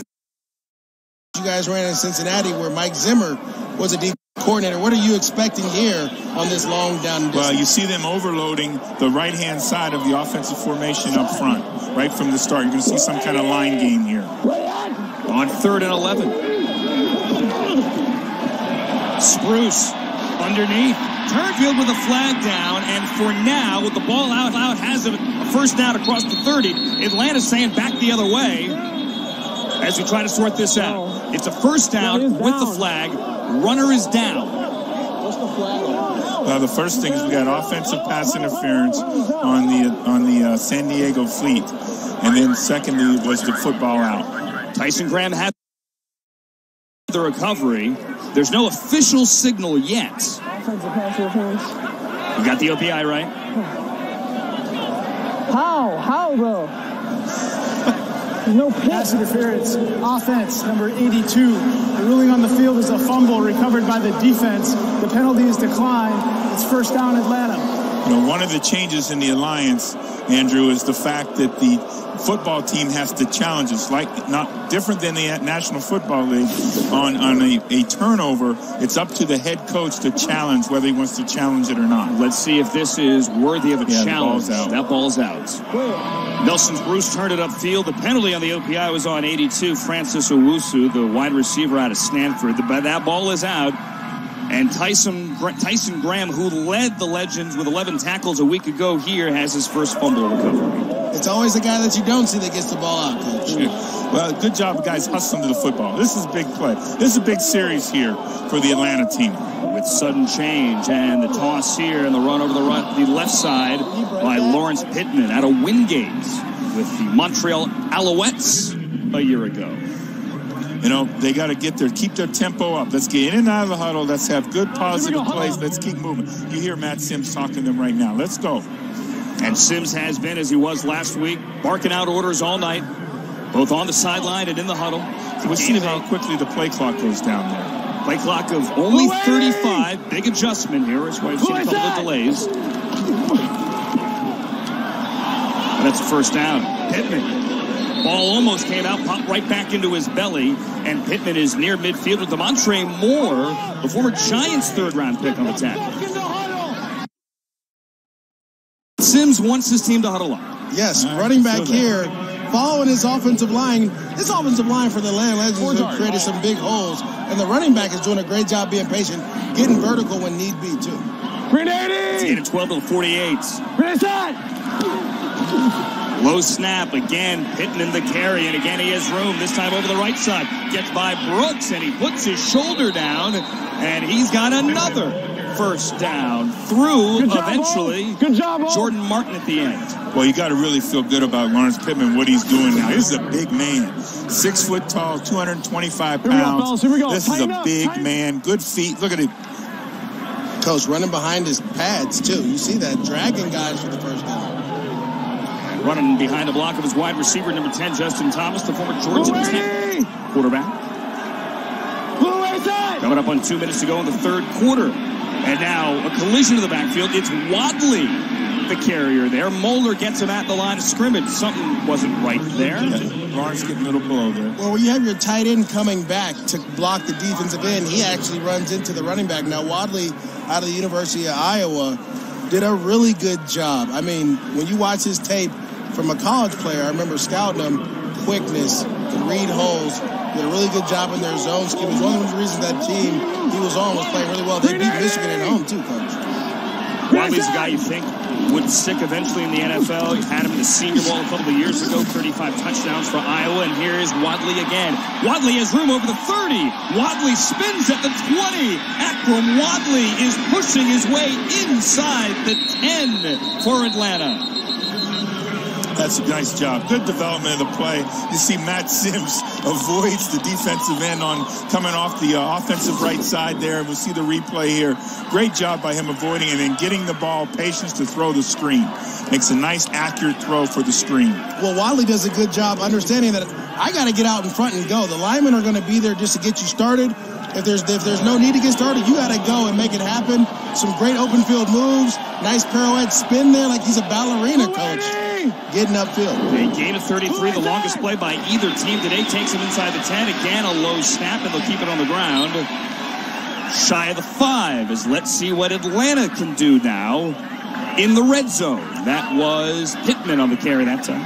I would go back to that running play where you're pulling linemen and you're blocking down and you're giving Pittman the ball, because he's doing a really good job of filling that offensive lineman as he goes through the hole, then making his move off that and going forward. Well, we're second and goal here now. This is a big down here for him because we're getting into the time we're about to impose our will. Yes, right, Coach. 7th play of the drive, maybe the last play of the third quarter. Pittman in the backfield, out of the gun for Sims. One on the play clock. Sims, nowhere to go. You can only bring 5. Seems like they all met at Matt Sims. Well, on the running play like that, the back's in there leading. The linebacker is able to step up and fill the hole. They tried to run quarterback draw there. When we get back, can Atlanta take the lead in the red zone through 3 quarters in the rain in San Diego? Each of these two teams, the Legends, the Fleet, looking for their first win of this new Alliance season. Monday on NFL Total Access, you've got quarterback questions. David Carr's got quarterback answers. Plus, Big Ten Defensive Player of the Year Devin Bush live Monday, 7 Eastern.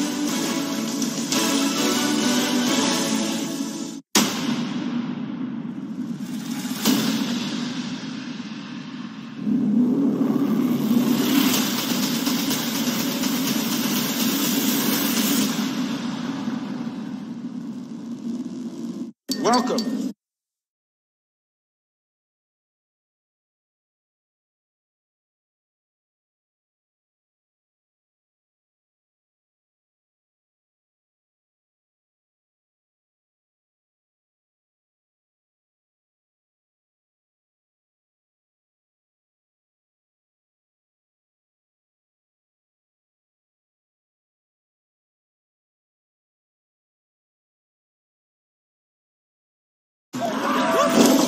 Damn, beef. Boy, this is a great party. He's open. Russ? Huh?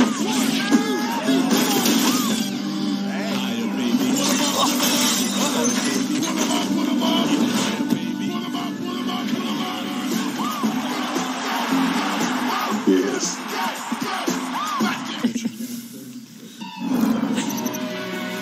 We're tied up at 9 apiece at the end of the third quarter. Welcome into our Alliance All Access studios. I'm Alex Flanagan along with Terrell Davis. And TD, we've got two teams here in the Atlanta Legends and the San Diego Fleet that both are looking for their first win. What do you see so far through three quarters? They are. It's wet out there. The conditions aren't ideal. But you know what? It's just one of those things where they're trying to get some dang yards here. And it's just been sloppy. No offense is really doing much at this point. But the defenses have showed up. And this is really a defensive struggle. And I know it's early in the season. I'm not going to say must win. But it'll be great to see these teams are fighting for this win. Seriously, though, when you've got a quarterback like Matt Sims or even Phillip Nelson, kind of building that confidence is important, isn't it? It's important. And back to Phillip Nelson, I mean, the offense that they're running, it is pretty complicated. We talked about that before. And so for him to go into a game like this with the weather conditions, the offense, that's a lot for a young quarterback. All right, let's see who can bust out of the tie. Back out to the game in Andrew Siciliano, Marvin Lewis, and MJD. Thank you, Alex. Thank you, Terrell Davis. Rainy in San Diego. His hometown, 9-9, with a 3rd and goal here for Sims and Atlanta. This game has one touchdown. It was Sims to Malachi Jones. Let's see if we can get another one, guys, to start the quarter. Maurice, we're going to see some kind of high-low combination here to try to take advantage of the coverage. Wadley in the backfield, 3rd and goal. Play clock at 1.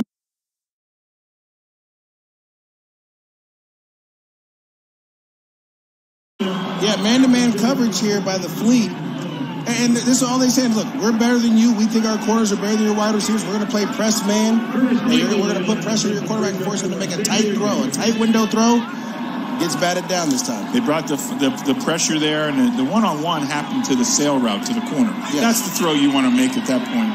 You know, making sure he can cover him going outside, breaking away from the leverage.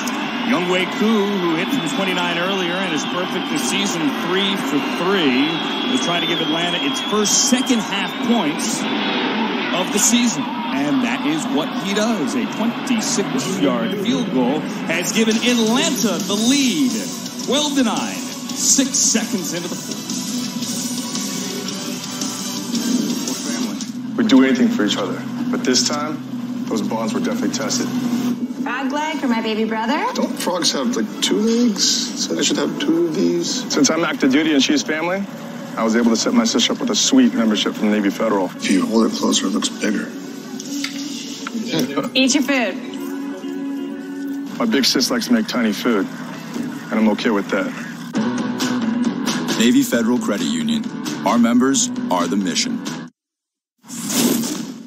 For the first time in the history of pro sports, here's the app as fast as every player in the game.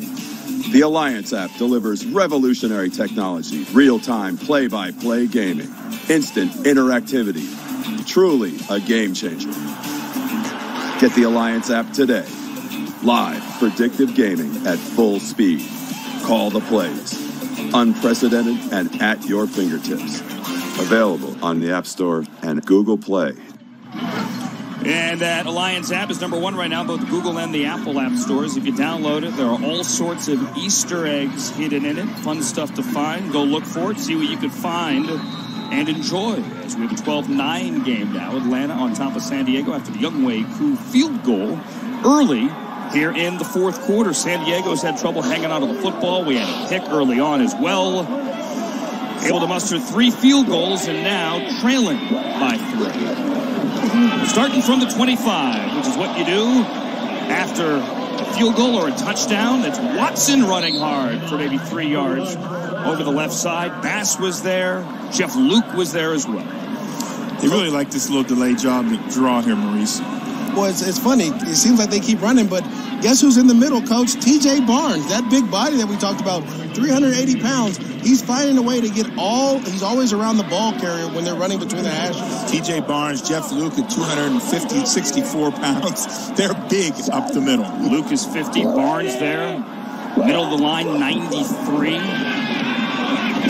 Nelson with the play fake. And just missed him. He missed Brown over the middle, the Richmond wide receiver. Yeah, you know, they're staying pretty conservative here with the pro set, just 2 wide receivers on the field and 2 backs. So they're trying to stay within themselves and really give an opportunity for Phillip Nelson, trying to make sure he doesn't make the big error. But sooner or later, you're going to have to cut it loose. Got to take a shot, Coach. 4-12 on 3rd down. They took shots opening up the 3rd quarter. A couple of shots downfield. See if they do it here on 3rd and 7. Flag in the backfield. Incomplete. One at Escobar. Bass and Graham were there. 2 flags on the play now. There's a guy in there on the defense. 15-yard penalty.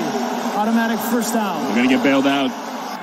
Yeah, you know, it's these penalties are very costly. We know in this Alliance League. Without getting too deep in the weeds here, illegal formation. It's 15 yards. It's an automatic first down.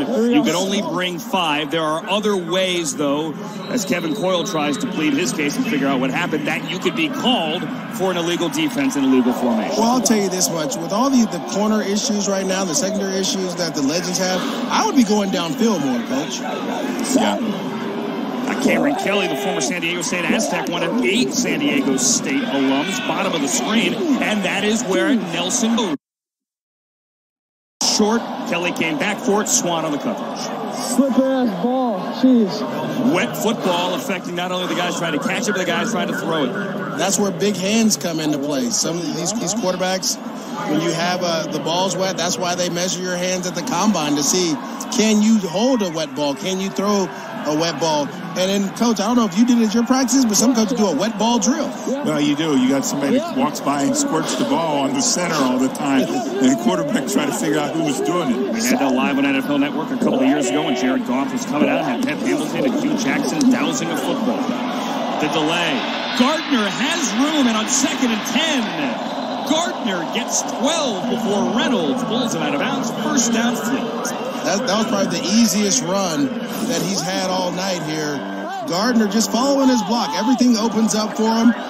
The Legends bring a blitz, runs backside. You just want him to make this safety mix and find a way to hit a home run. You got to like the tempo right now of the San Diego offense. So he's back. He's in and out of the huddle. Let's go. Let's get back to the line and stay after it. Gardner's longest run of the day now has 50 yards on the night. He had 55 a week ago. Across midfield, and it's going to be Gardner again, slipped in the backfield, put his foot in the turf, and Gardner is running hard again. He looks to be about a yard shy of the first down, but gains of 11 and 9 on consecutive plays. This is where Gardner is going to excel. This is what he did for the 49ers. He's able to read everyone flowing to the right, and he puts his foot in the ground, and he sees this big hole. You got to go there and go get it and get your shoulder square. Try to get as many yards as you can after contact. Yeah, there's no question about it. The defensive end gets a little bit too far. Number 98, they're too far up the field, and he's not able, 93 Barnes, and he's not able to get back.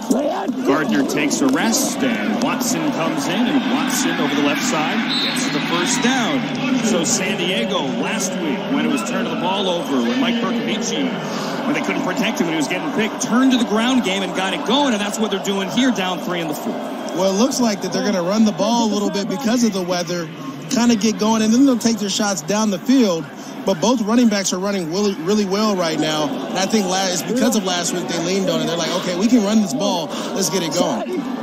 There's Mike Bercovici, who, again, we mentioned was benched after 3 quarters and one big hit last week, watching from the sideline and watching Gardner lower his shoulder, go through Watts, and get good yardage as they continue to run it. 3 minutes into the 4th quarter. Remember how I told you guys when it rains, you take your gloves off? Yes. Look at the running backs.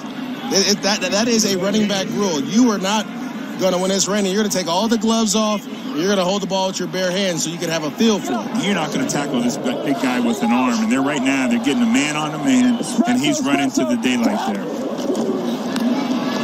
Watson again. Watson has a first down. Watson drags Graham for a couple of extra yards, and San Diego is picking up steam. You know, you really break the will of the defense when you can run the football downhill at them like the San Diego team has been doing on this drive. That was great execution there of a counter play where you line up everybody strong and you're bringing it back weak. Guys are blocking down, kicking out, and your tight end pulls up and blocks the right guy. Here we go. There's an aircraft carrier in the Fleet logo, but they are doing their damage on the ground today. A 6th consecutive run. This time, Watts gets him in the backfield. Yeah, not Terrell's best thing to get knocked sideways. He's got to put his shoulders and want to go, make sure his runs go forward. Loss of 1. It's so funny you say that, Coach. Running backs are we're all different. You know, everyone thinks, oh, he can run the ball. No. Maybe that's Gardner using the speed and the ability and the quickness to get outside. Watson's a bigger back. And so you're talking about a guy that's 244 pounds. You want him going downhill and wearing down the defense. Brandon Watts, who played for the Vikings, from camp for the Vikings, opportunity to come make a great play there. Against Watson, the guy that you had with the Bengals. A back pedal and a handoff again. I don't know how many times tonight, but that second down and long delayed draw that San Diego has been really efficient with. Well, I love it out of this formation because all game out of this formation, they have been throwing the ball, protecting. Here you turn around and hand the delayed draw off to Watson, and he gets downhill. Now you're in the third dimension. It's a gain of 8. Gardner checks in. Watson goes to the sideline. You going to run here? No, you're going to throw the ball. Ford and Brown to the left. Kelly to the right. That's Brown in motion. They need the 7. A little sprint roll. Sprint right. Caught, sliding out of bounds on your rear end, and short. As they should. This is a great design. Nelson sees his sprint right option. He wants to throw the quick flat. The receiver has to get the depth, not the quarterback. Yeah, he's got to get the depth. See what they do now on 4th and 1. It is a 3-point game, and Mike Marks is keeping his offense on the field. He has Gardner and Watson in the backfield. Watson's the up back. He flips it to Gardner, who gets around left end. That's a first down. That's a touchdown. An 8-yard score for Jaquan Gardner, the first Fleet trip to the end zone. Well, really, Maurice, a good job. Put Watson in the middle, fake the dive, and give it to the speed guy outside. Well, you've been getting hurt by both running backs, so as soon as they see Watson at fullback, everyone's like, okay, here comes the dive, here comes the dive. So they all sell out on the dive. You're able to get Gardner on the outside. Great run, too. Jaquan Gardner, out of Little Humboldt State, scored over 70 touchdowns in college, and he caps off a 9-play, 57-yard drive. Rather, 9 carries and 57 yards for Gardner on that drive. And now they go for 2 in a 15-12 game, 3-point lead. You have to go for 2, no extra points in the Alliance with a flag. Ball start, offense, number 79. 2-point try will be from the 7-yard line. But this makes it drastically different now. Instead of having the play from the 2-yard line, now the ball's back to the 7, and things are going to change as far as your play call and what you're going to do. And again, we're going to get some kind of high-low concept where they can take advantage of the defense, man on one side, zone on the other. Well, Coach, earlier in the broadcast, you said you can't have those penalties that push you back. We see it again. Got 2 tight ends, Baugh and Escobar to the right as you watch from behind Phillip Nelson. 2-point try, a play fake. Incomplete. Wanted Cameron Kelly, could not come back for the ball with Damian Swan on his back. It's hard to run any route there in the 2-point conversion that corner's not going to sit on. They finally get into the end zone. Jaquan Gardner here gives San Diego the lead. Here's the thing. 52% of guys experience erectile dysfunction, but 0% like talking about it. That's why we built Roman. For the first time ever, you can get ED meds prescribed online, shipped discreetly to your door. Chat online with U.S. licensed physicians and get FDA-approved medication, all in single-dose packaging. No more waiting rooms, awkward talks, or lines at the pharmacy. Get started with your free online visit at GetRoman.com/TV. Kevin Coyle trying to get his first win as a head coach at any level here as we look high atop SDCCU Stadium on SkyCamp, brought to you by Wheels Up. San Diego has its first touchdown of the new Alliance season, takes the lead 15-12. Matt Sims started well, but only 1 for his last 4. Now, playing from behind. No kickoff. Ball's placed on the 25 after the score. Justin Thomas, the former Georgia State quarterback, on the end around, the flip. And he gets across for 30. Brooks on the tackle after a gain of 6. Yeah, good positive play here to start the drive. It's what they got to do now. This Atlanta football team has got to go down and score points and get a touchdown on the board here. There's nothing to hold back on. Well, you have Matt Sims, a veteran guy. Let it rip down the field, too. Take some shots. Stress this defense a little bit. He's got a touchdown. Sorry, Coach. He's got a pin. Second and 4. Brooks, the DB, blitzed there off the left side of the line, and Pittman had nowhere to go as Tani Tupo got it. Well, it seems like this Fleet defense coach is starting to sell out on the run. They're going to force Matt Sims to beat him, so hopefully he can get it going. Well, the Atlanta offense drove the ball last time, handing the ball off to Pittman, so they're anticipating that. They bring the nickel pressure off the edge, and they're able to get penetration and knock it back sideways. Under 8 to go. Big third down here. 3rd and 5 for the Legends. These two teams 0-1. These two teams trying to get their first win and even their records. A little alliance. Sims was not helped out a bit by Sean Tavy. Right in his hands, and Atlanta has a case of the dropsies as San Diego has fought it all night. Looks like it's contagious, Andrew. It seems, again, this rain, guys with gloves, you can't feel the ball. And so your gloves are wet, the ball is wet. There's going to be times where you think you could catch it and go. Not this time. This seems like pass catching 101, though. Why are they still wearing gloves? Those new millennials you're talking about. Taking a shot at the kids, man. I think he was talking with you, Andrew. I know he wasn't referring to my me. fault. No. I'm older than you think, Coach. Delay of game. Offense. 5-yard penalty.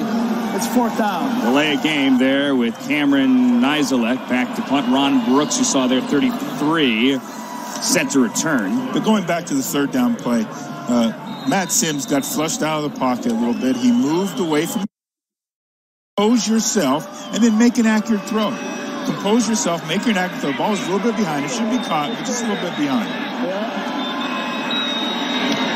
Nizelek gets it away. Brooks had a 16-yard return last week. Puts this one on the ground, gets it back, and has nowhere to go. Bud Howard down for the tackle at the 39. San Diego, decent field position, up 3, halfway through the 4th.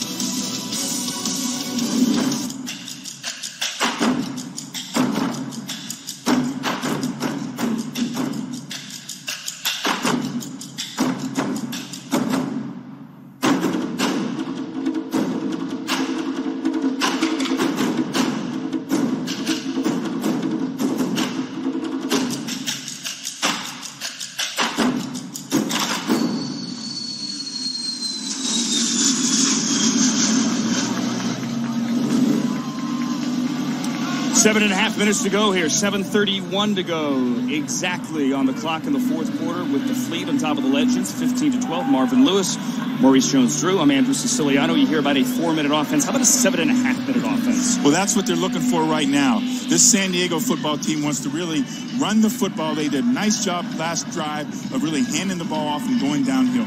Well, you want to limit the number of possessions the other team is going to have and the number of minutes they're going to have and how many possessions they get. So run the ball, get first downs, get up slow, coach. Even though the play clock's a little bit faster, get up slow and try to run as much clock as possible. We know when they get under 5 minutes here in the Alliance, also, when you go out of bounds, the play clock continues to run, different than the NFL. Great point. Atlanta has only one timeout left due to the 2-minute warning. San Diego with 2 as Terrell Watson gets the first carry of this drive, and Watson is running hard. Jeff Luke got him after a gain of 6. It's a great start to a drive right there. Running the counter again back weak. Tight end reads the play is supposed to. The running back follows him. Gets you a good gain of 6. San Diego's had a great 1-2 combination tonight with Gardner and Watson both carrying the football effectively. Both showing they can play at the next level. Watson had 11 games in the National Football League. Scored a touchdown with the Eagles. Also got on the field with the Steelers. You had him with the Bengals. Broke most of Christian Okoye's records. That is Azusa Pacific. Got 6 there. 2nd and 4. And Nelson's going to keep it. Sprinkle came in over the top there, and there is the flag. Looked like a busted play, and they're going to turn it into a first down. Yeah, Maurice, we talked about that in the first half. Again, the defensive players come to make a tackle now, and again, I know the flag comes out. He's just trying to make a tackle. Personal foul, unnecessary roughness, defense, number 90, 15-yard penalty, automatic first down. Tracy Sprinkle, the former Buckeye. These are huge penalties. He's trying to get him, Coach. Well, he's trying to go over the top. He's doing everything he can to slide his big body over the top. Now, we're not talking about a ballerina dancer here, are we? You're right. I'll give you that one. But just like the NFL, they want to protect the quarterback. You have to have that always in the back of your mind. Now, once the quarterback runs you over, you have a little grief with the ref after that. Well, also, too, I'd have to think on a busted play, and you see the quarterback running free in the backfield, you're smelling blood. Then Nelson started to slide behind the line of scrimmage. You don't often see. As Gardner has big room over the left side, across the 30, the 20. Gardner down inside the 10, a gain of 31. This is what we call old school trap, Coach. Old school trap. Just a nice down. You're pulling guards and centers backside and all these different things, and boom, it just opens up. Great read by Gardner, putting his foot in the ground, getting to the back door. He goes back door on him, Grace. And then I said, I want you to make the safety miss, Coach. He must have heard us talking about him. Gardner now is 98 yards rushing. Zach Stacy yesterday became the first Alliance running back to hit 100 yards. Gardner is now 2 yards away from doing the same. Nice job by Phillip Nelson there, staying in the huddle and now taking the play clock all the way down. Play clock's under 5 now. Watson checks into the game, and Watson gets the carry. Maybe 2 yards over the left side. Barnes, all 380 pounds of it. This is a big possession here. If the Atlanta defense can hold this to a field goal, we still got a one-score game. And the fact to win the game with the 2-point conversion. But if you're the Fleet, you want to end this game by scoring your second touchdown in the history of your organization. And you want to do it running the ball, taking the clock all the way down. The math has been fun the last 2 weeks as you have to go for two. We've seen some unconventional scores.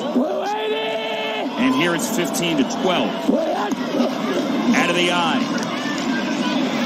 Watson. Maybe a yard. 3rd and goal.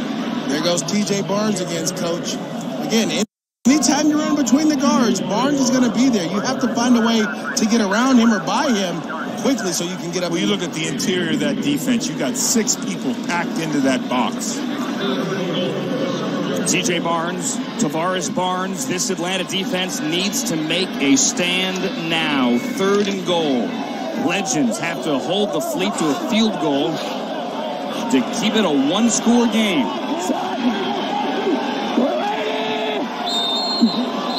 Play clock at 2, and I think we have a timeout. We saw the bunch formation over there, Andrew, to the offensive right, okay? And the opportunity with isolation to the left, bunch formation to the right.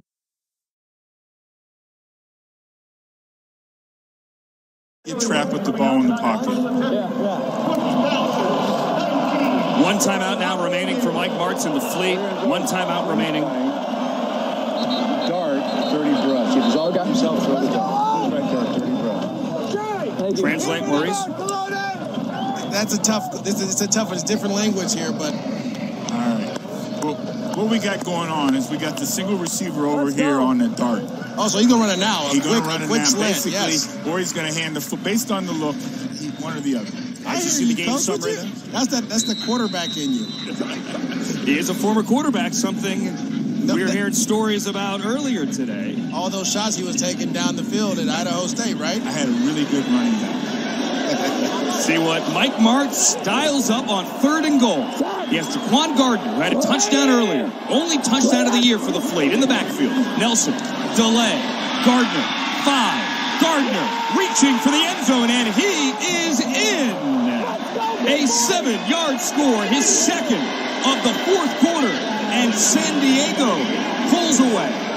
This is what Gardner is able to do, the quickness. He finds a way to read the lineman, get to hole, use that quickness and burst to get to the second level, and drops his shoulder pads and drag guys in the end zone. And really, the quarterback's looking at the defense. If he felt like they were dispersed in man-to-man, he's going to throw the dart. He saw them with the safeties, both two high safeties, so he hands the ball off on the delayed draw. And when you hear brush or anything that means painting, draw. That's right. Look at Coach.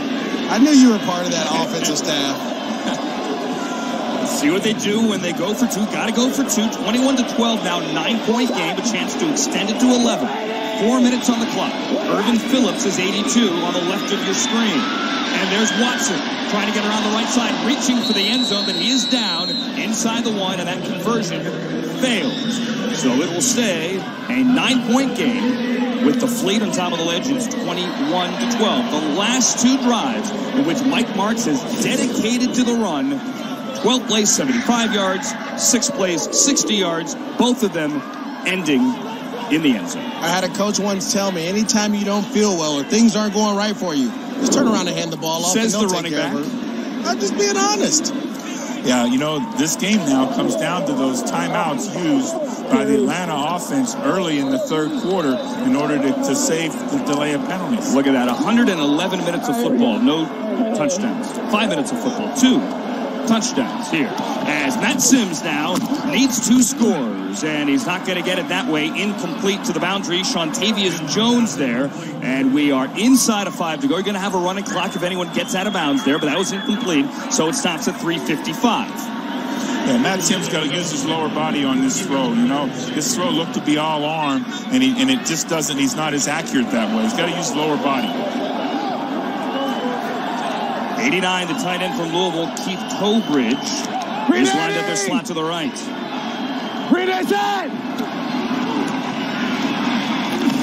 Sims, pressure, Sims, dropped.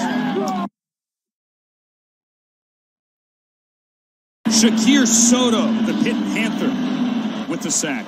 Inside pressure again, Coach. This time just straight bull rush. I'm going to get underneath your pads and push you back into the quarterback so that he can't step up and make a throw. Yeah, really nice job by Soto. Just walking him all the way back. It's a loss of 6, and it brings up 3rd and 16. And with only 1 timeout, this is a huge third down as Matt Sims has blood on that right hand, and you can see a bloody towel as well. They got to stay composed here. They got to stay composed. Draw to Wadley. Interesting play call. You have to be conservative here because if you do try to go down the field, you get a tip pass, a pick, short field. The game's really out of reach. You're down 2 scores with only 1 timeout. We got to convert here now. They've used the timeouts before. They got a punt? It looks like Coach Coyle's going to punt and try to let his defense get the ball. His right knuckle there. Index finger. Index finger. Yeah, this is it's a tough thing for Coach Coyle here, but I think at this point in the game, you've got to go for it. Yeah, I don't get this. Look, if you don't get it, San Diego has it. Great field position. The game is, for all intents and purposes, over. Final time out of the half by Atlanta. 30 seconds time. But if you do punt, San Diego gets the ball back. The game's over. And the game's over at the 2-minute warning, but that's it. This is called difficult one. You know, you got to go into that third down thinking I've got 2 downs. Right. And what you do as the head coach is you tell the play caller, okay, understand now, we're in 4-down territory here. He knows that, Matt Sims knows that, and everybody on the offensive football team knows. So we're just trying to move the football, and the sack took them back, but we got to get half of it back. Instead of getting into 3rd and medium or 3rd and manageable, you want to get into 4th and manageable. Correct. Because you know you're going for it. You're going for it. Really enjoyed talking to Kevin Coyle this week. Finally getting a chance to be a head coach. This is a tough one. He's now going to keep his team out there. There's offense out there. Matt Sims on a 4th and 13. They are going to go for it. Need the 35. Sims will be sacked. And that's it. It's a turnover on downs as DeMondre Moore gets there. The former Giant. Shakir Soto as well. And it looks as if the Fleet will sail to their... DeMondre Moore was a 3rd-round pick in 2013 with the Giants. He's been in number 5 other NFL football teams and literally had the first sack in the AAF last week. Yeah, Coach, he can play. all right, you got this guy here. They run what we call a game. They run a defensive line game, but he finds a way. And then those are some of the things that are part of the development for offensive linemen is to handle these games, because when you get to the next level and you get thrusted into play, you're going to have to be able to handle multiple games by the defensive lineman. Well, you saw the frustration there on former NFL player Pete Metzelar's face there. Pete Metzelar's an assistant coach here. Yeah, offensive line coach for the Atlanta football team. Long-time NFL tight end for the Bills, among others. Yeah, he was part of those great Bills teams. As now with 2:26 to go, time for San Diego to run out the clock. Atlanta cannot stop it, save for the 2-minute warning. And it'll be Watson. Nowhere to go.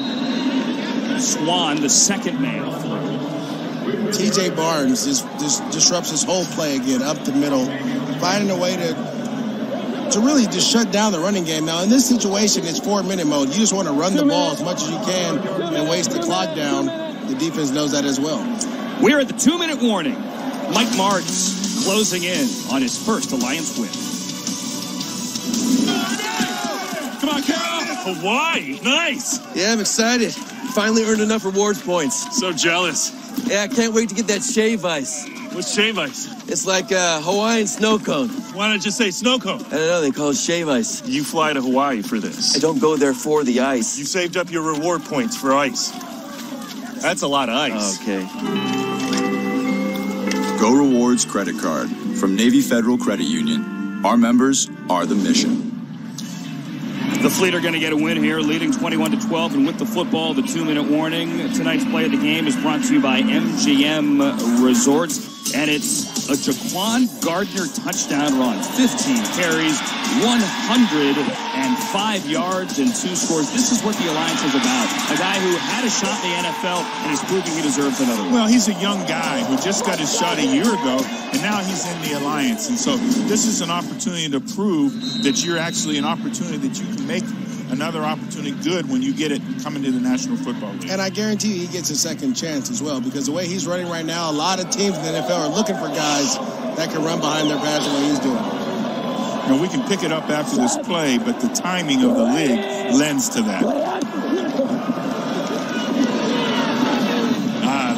I like this. Nelson is going to slide at the line of scrimmage and keep that clock moving. I like that, Maurice, where you call the running play and you and the back are the only two that know that you're not handing it to him. That happened to me a couple times. And I'm going to give you a quick story with the new offensive coordinator of the Cincinnati Bengals, Brian Callahan. We played high school ball together. And he would call this exact same play, and then he'd be like, I'm going to keep it. I'm like, dude, I'm just getting in the game with you, too. I'm a backup running back. Let me get some love as well. Wait, really? No one else knows but those two? The other nine because you want everybody to block the play. I'll tell you a better story. I'll talk your story. All right, let's one-up each other on 3rd and 15. Well, we got to keep it interesting here, Andrew. This time, Watson does get the carry to the 15. Go. All right, so Carson Palmer. We're playing the Tennessee Titans. We're winning the football game. I think it's 2004, 2006. I'm not sure. And he comes over the sideline. I said, Carson, we're going to call the sprint, okay? And you keep the ball. And you only tell reject. And he keeps it. He runs for the first down, gets down, game over, right? Then we can kneel on it. I said, sometimes you just got to fake it. So sometimes when I come down that meeting on Wednesday, I'm faking it. Donnie Eggman's on for a 33-yard field goal try. He has made his previous 3 today, and he makes this one as well. He is 4 for 4 on the night and 6 for 6 on the season. And San Diego is doubling up Atlanta 24-12 with 35 seconds to go. Coach, you really had Carson Palmer run the ball? Can he run? Was he athletic back then? Carson Palmer ran 4.6, man. Carson Palmer, that great, tremendous athlete. Assuming this is now, and we are going to assume, a San Diego win, and Atlanta loss, standings look like this. Arizona leads the West at 2-0, but San Diego now right behind it with San Antonio at 1-1. Birmingham and Orlando both perfect atop the East, with Atlanta sitting there at 0-2. Underneath him, a tough one for Kevin Coyle. Still looking for that first win. Good shit, too. As Sims is back out here throwing the screen, trying to get anything going with Akram Wadley as the clock is going to run out. San Diego, big win for Mike Martz, 24-12. Sims is going to get one more playoff, but this is going to be it.